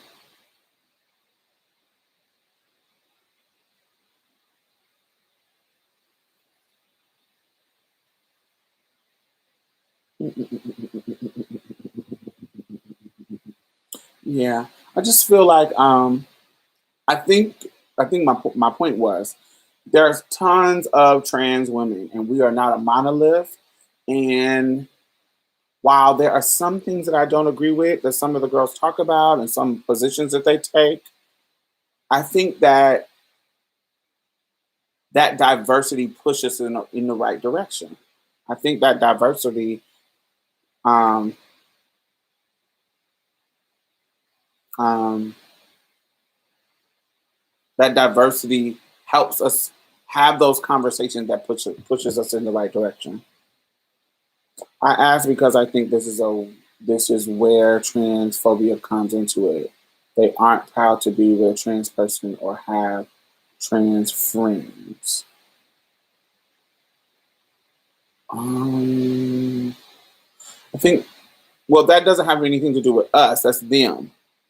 The people who are like that aren't trans. So that's not about us being proud to be with us. That's them being ashamed to be with us. I agree with you that people don't have to date trans people. I don't call that transphobia. I think the second category is transphobia with the secrecy. Yes, yes, that is. I'm not into transgender men, suicidal, but I'm still proud to be trans. I don't get that. That doesn't have anything to do with us. Yeah. Um, yeah, we Yeah, I don't know where the conversation is going now. It's kind of all over the place. We internalize hate onto ourselves. Some of us do, yes, absolutely. But I don't think you're gonna have I don't think you find that on this channel though. I don't think you find my whole channel revolves around me being proud of being trans and sharing trans experiences and sharing trans people. So here in this space that I'm creating on YouTube, you're going to meet people who are trans. Most people who are trans that are going to be in here chatting are proud to be trans. I don't want to say every single one, but most of them are going to be proud to be trans. Especially me. I'm very proud to be trans. Um, I've al- I want to say yeah, I've always been like there was never a time where I was like, oh my god, um, this was who I am. I never wanted. I never. Um, yeah, yeah. There might be you. I don't know. Yeah, I don't think that's the norm with people. I think that you're going to find some people who have internalized hate for themselves. Um, but yeah, that's not my norm.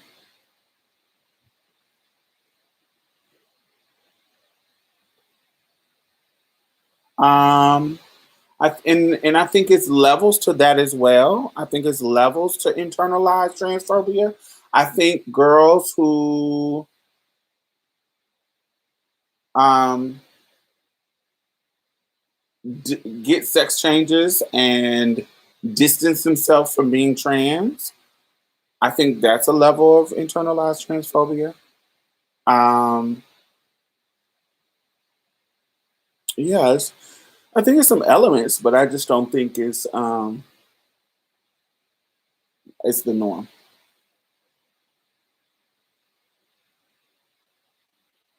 It's weird because like transphobia is like a driving force to further their transition. I don't know. I think it takes work to be proud for some people.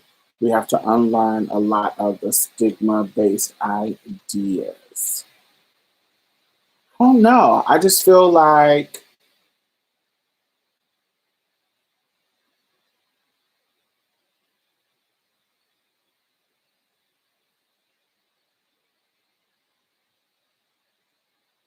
that's legit, Nikki. Definitely legit.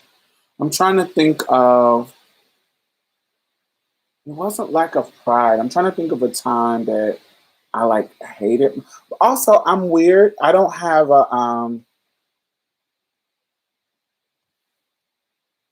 I also don't have the depth of gender dysphoria that some people claim they have. I don't have the depth of severity. I do feel like I had gender dysphoria on a certain level, but to the depths that I hear people talking about it, I didn't ever experience that. So when I looked at them in the mirror and saw my body, it didn't induce ideas of hate for me. Like I hear some people talk about, oh, I looked in the mirror and I saw my genitalia and I hated it, and I when I looked in the mirror, it put me through a depression. That ain't my experience. When I grew up, I loved my body because I loved my body and who I am, because that's kind of how my mother um, instilled me to be. Like she instilled me to love myself and um, and be proud of who I am. And then once I got older and I learned that transition was possible, it wasn't I hate myself, so I'm going to transition to somebody else. It was, oh, I have the power to align my body with my mentality. So now this is a goal that I am taking steps to. And each little step I am appreciating. Ooh, I got my titties are growing. Ooh, I'm on my hormones and now my body is getting softer. Um, uh, I'm able to get these surgeries. I got this FFS. I got this.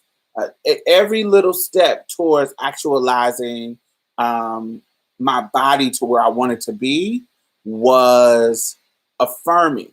So once that journey started, that journey to get my body to align, it was no longer, it wasn't, I hate my body until I get these changes. It was, I'm appreciating my body and these changes that I'm creating over this time period. So there was never a time where I was in the mirror just hating on myself. It just wasn't. I think the most gender dysphoric kind of thing, the thing about my body that made me the most self conscious about gender was when I was younger and I hadn't got enough laser and I was growing like stubble. It was like, oh, ugh. So that would make me feel annoying. Um, but once I got my laser and my face got clear and, I didn't grow no fucking hair, then I was straight. But it would be annoying. It wasn't to the level where I was going through a depression about it.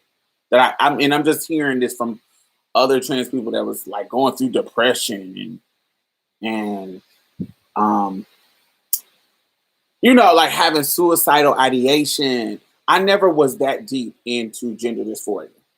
I never thought about killing myself. I never thought about harming myself. I never thought about anything like that. I wasn't ever deep like that. Just wasn't that level. I'm gonna be honest. Trans life brutalized me, mind, body, and soul. I can't be unicorns and rainbows about the biggest sadness in my life. Yeah, and that may be the difference. So my transness is the biggest joy of my life. My life totally changed when um like there I cannot express the joy that came once I transitioned.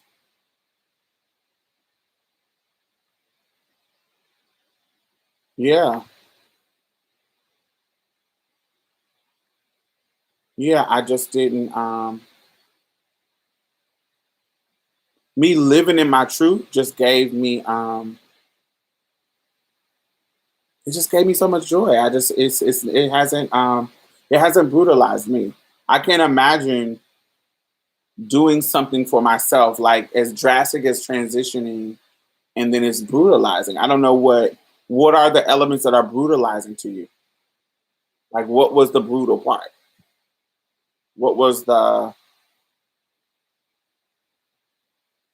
mind, body, and soul element that was brutalizing?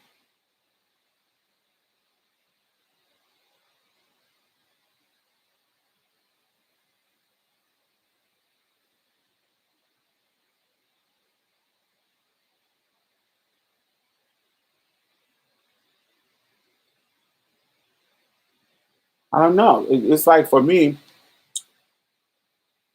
walking outside my house in the way that I wanted to dress, the way that I wanted to present, and me navigating the world as Diamond, that alone,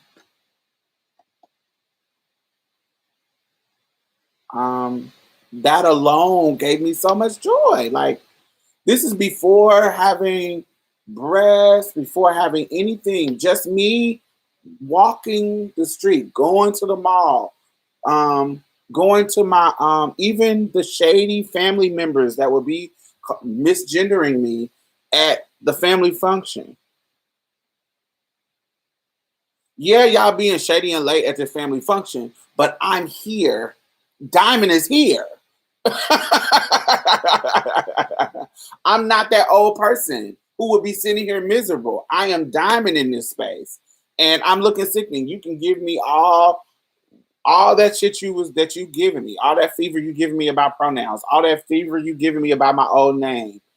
At the end of the day, I'm Diamond sitting in this place looking sickening. That's what it is. I'm gonna keep correcting your ass. She, her, hers. Diamond, diamond, diamond. I'm gonna keep correcting you till you get it right. I just don't. That's so much joy. Going to high school as Diamond was so much joy. Like I cannot imagine going to fucking high school or going to college as my old self. That would have been brutal to me.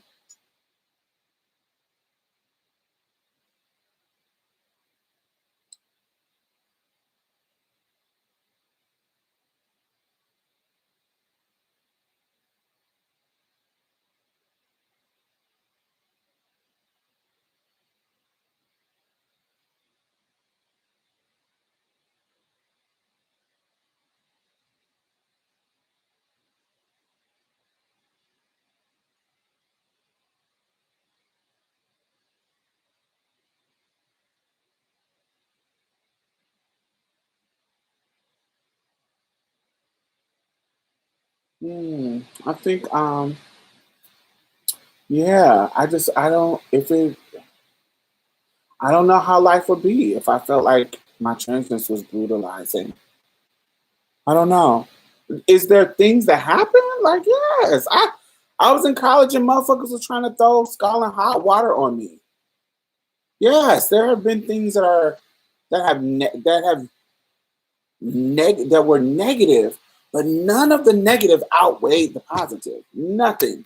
There has been nothing negative that has happened in my life that has outweighed the positive that comes with me navigating the world. Um, in a self-affirming way. You don't need to affirm me. People in the world doesn't need to affirm me. I get joy by me tipping through my house, going to the store, going to the mall, how I want to do it. That joy,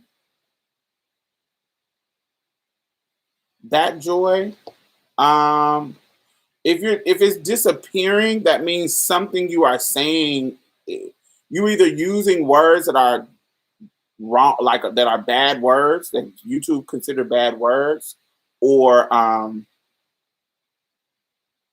yeah, that's only time they disappear is if you're saying bad words, like if you're saying yeah, negative words that's been blocked. Like if you're saying f, like I have the f word blocked. If you're saying certain words,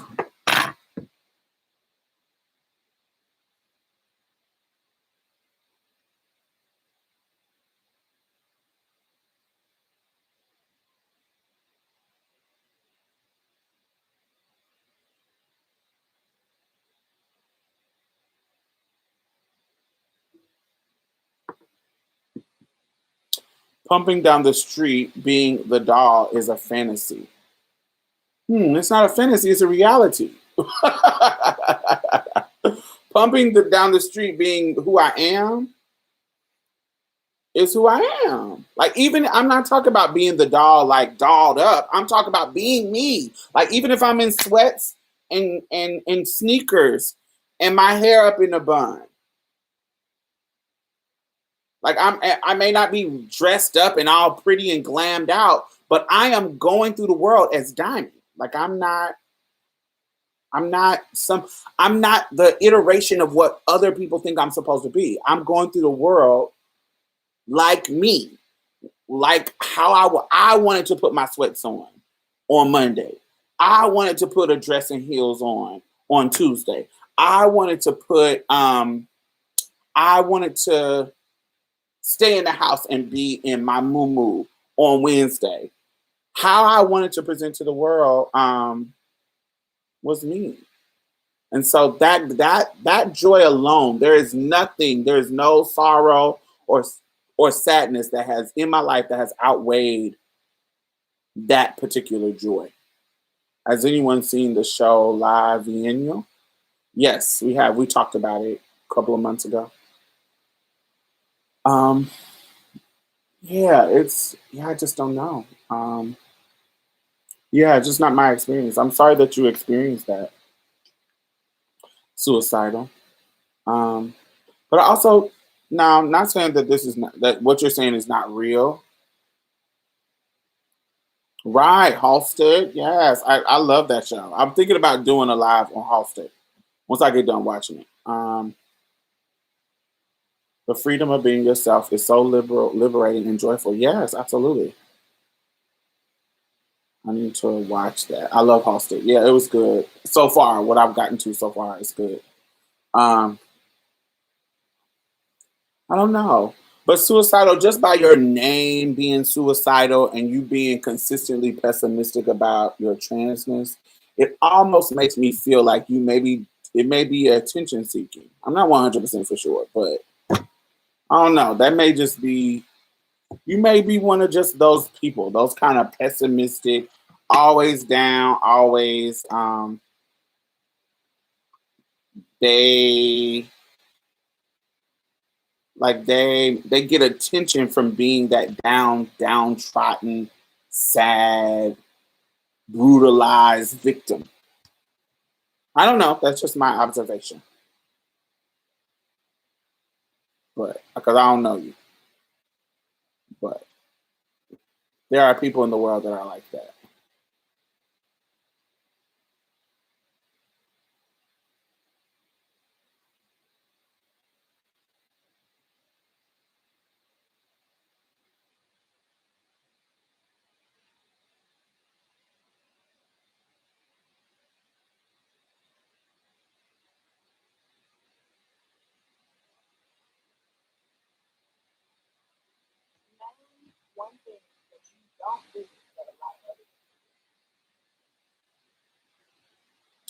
Gives Eeyore most of the time. Yeah, Marilyn Monroe syndrome. I don't know what's the syndrome called, but child, I know people like that. That everything is. I don't know. They just are perpetual victims and perpetual.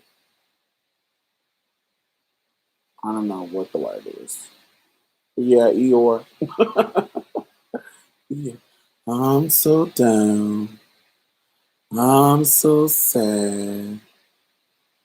I'm so debrutalized and depressed. I don't know.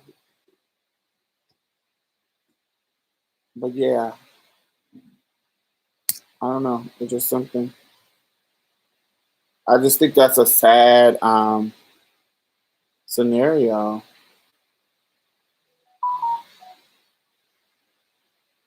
I don't understand the mentality of transitioning. It brings you more mental anguish, but that's just me. If it brings you more mental anguish, yes. I don't get that. You're right, Elle.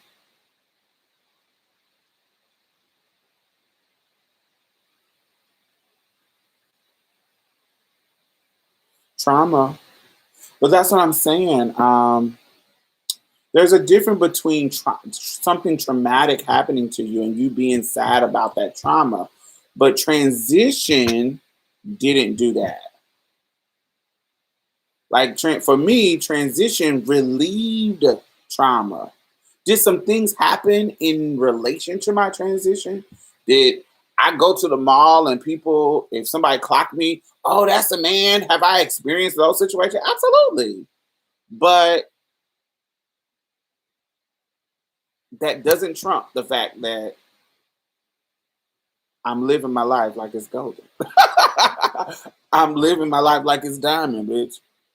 I don't know. It just that it relieved the trauma of being in like a fucking closet. It relieved the trauma of hiding who I was. That constant trauma of hiding or trying to be something you're not. Yeah, that's traumatic to me. Mm-mm.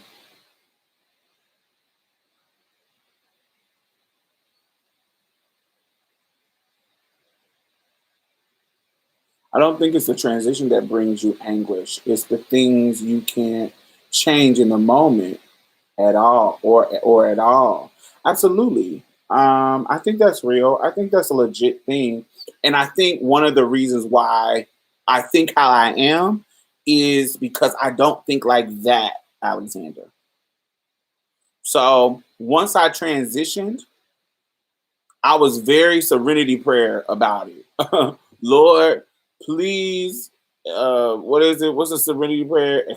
Let me accept the things, change the things I can change, accept the things that I cannot change, and the wisdom to know the difference. Or whatever the serenity prayer is. I can't remember. But whatever that is. I think like once I transitioned, every little win in the direction of me getting to myself, every little win, like little, like for example, like before I could get to the next level, like you know what I'm saying? Like say when you first transition, you have physical goals that you want to get to. Not everybody, but I did.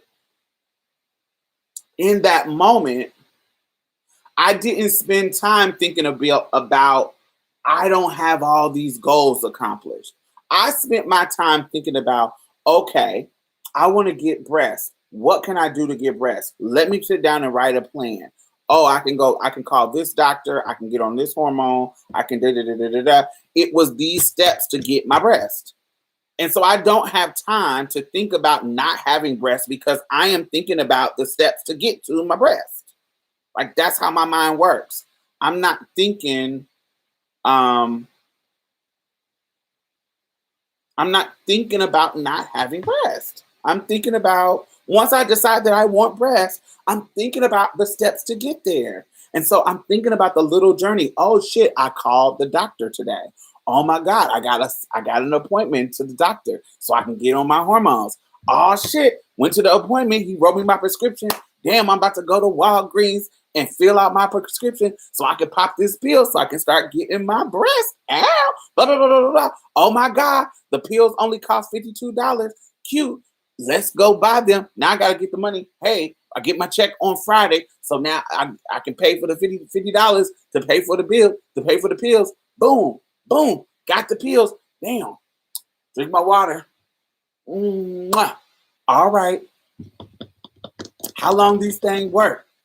Let me look up. Let me call the doctor. How long do I need to wait before the breasts start coming? The doctor gonna say, oh, it could take up to 3 months, 6 months, da, da, da, da. So now I'm putting it on my calendar 3 months till I get here. See where my breasts are gonna be in 3 months. So boom, boom, boom, boom. So I'm taking my pills every day. In that time, in that 3 months time period where I'm deciding on where I'm waiting for my breasts to grow, me and my friends are going out having fun. I got my little going to Victoria's Secret stealing them little silicone implant things and putting them in a bra or figuring out a way to make it look like it's real and still going out and having fun and doing what I need to do to feel like the woman I am before I get my breast. And then 3 months come. Oh, they're coming in. They're coming in nicely. I got a little A cup. It's a little dip and it's a little something. Oh my God. It's so I don't have time to think about what I don't have because I'm enjoying the moment of each step that I get closer and closer and closer to getting. Then boom. Oh, I got on my hormones and they're growing real nicely. But I'm hearing about this silicone people down in Mexico, or this silicone lady here, and da da da da da. Now, I'm not suggesting this now, but this is how I was thinking in my teens. And I went and got bumped. Oh my God! Now I can wear my bikini bra and my bikini tops and all this kind of stuff. And boom, my titties is here. Boom, I got my titties. What's next? Oh, now I got to get my hips together. This person down here pumps. This person pumps. So now I'm gonna go get silicone to do that. Oh, then I had this big ass brow bone, so I'm gonna need to go get this brow bone shaved out. So now it's smooth, but before it was a big ass brow bone. So now I gotta go get the FFS, so the brow bone won't be big and masculine. So okay, oh shit, FFS costs this much money. This is the biggest feat of my life. How am I gonna get this fucking money? Damn. All right. So now I had already been escorting because of life experiences. So now I got to include my. I'm telling all of this because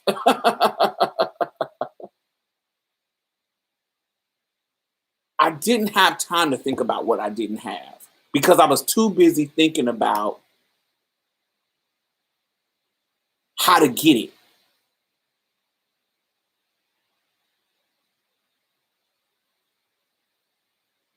How old I was the first time I got pumped?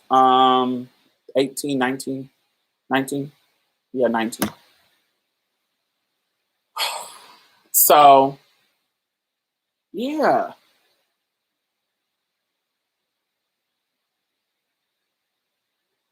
I just didn't. And I know that maybe my thinking, but I just didn't have time to think about what I didn't have in a negative way. Once I knew that I could change it,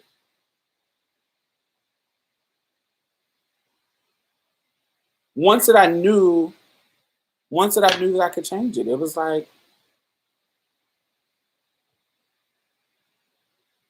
yeah, yeah, I don't know. I just can't think. I've talked to people who just think negatively about stuff, and it's just a part of their personality. I get it, but it just wasn't my experience. I just I just I just really focused on the steps to get to where I wanted to be, and that has helped me throughout life. I want to get a house. And so I could be sitting here, oh my God, I'm tired of renting. I don't have a house. Everybody in their 40s has a house, and I don't have a house. And I can be thinking about not having and be sad and depressed and da da da da.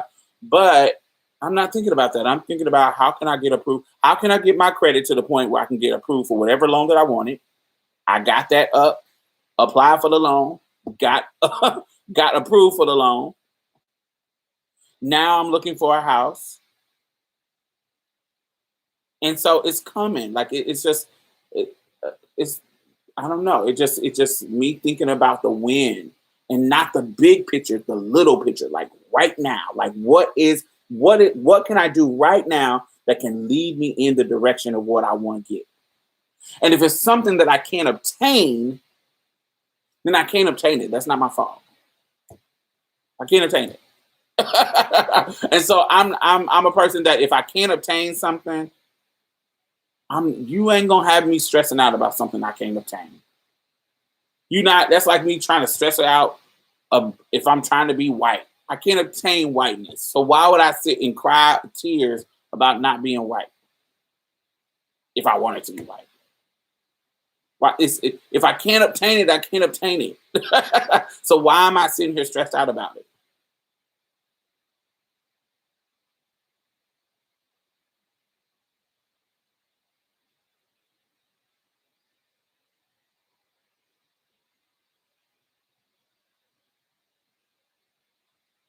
Same here. I remember I padded from the time I was 14 to the time I was 23.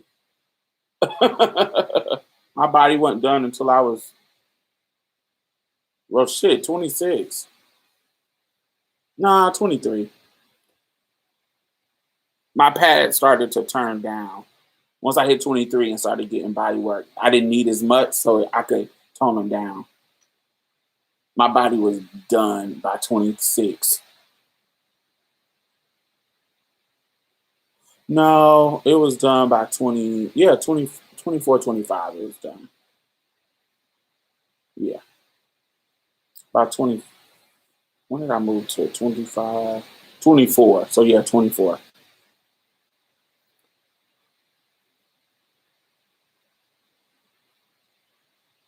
Oh no, I didn't terrorize sofas. I went to Joanne Fabric and got them big sheets, and I would cut and trim with some scissors and have, yeah, there was so many.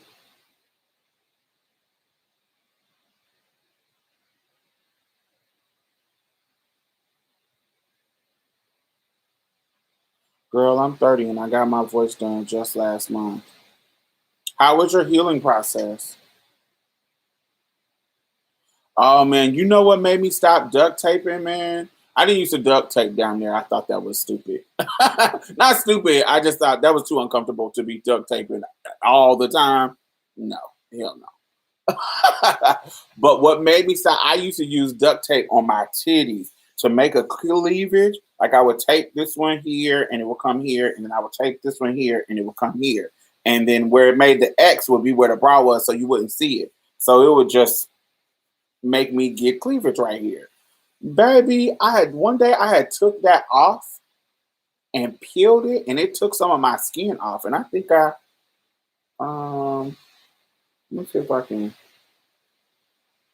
I don't know. You can't see it, but is it on this side?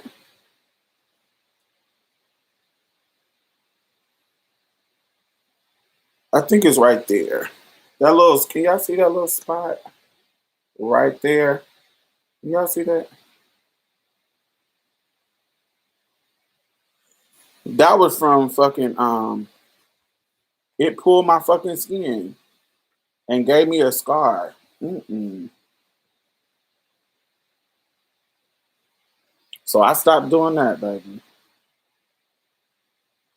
I stopped putting duct tape on my titties then. That was back when I was 19, 18.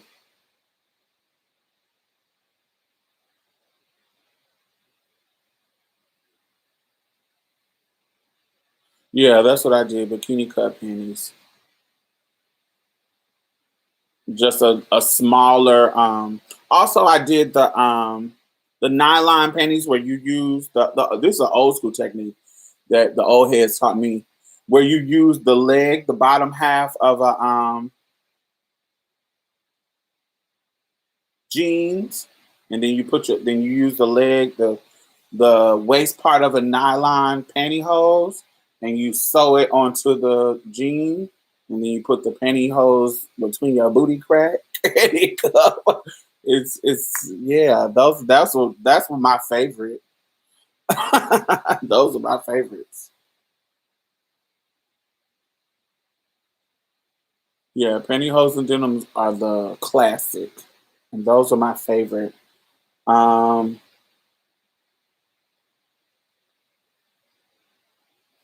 there used to be this girl that made gas for the girls. Like you send her some money and she'll make them for you. They worked out. They were cute too. Um, what else did I used to use? Um,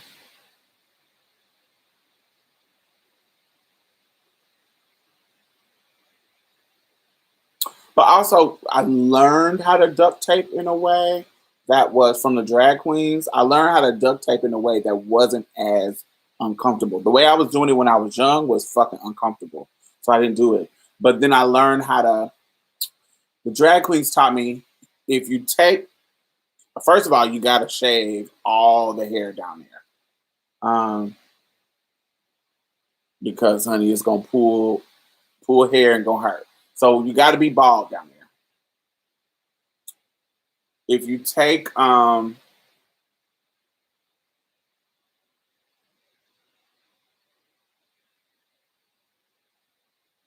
yeah, tube socks are cool. Tube socks, I needed something firm, baby. I couldn't deal with the tube sock weren't firm enough.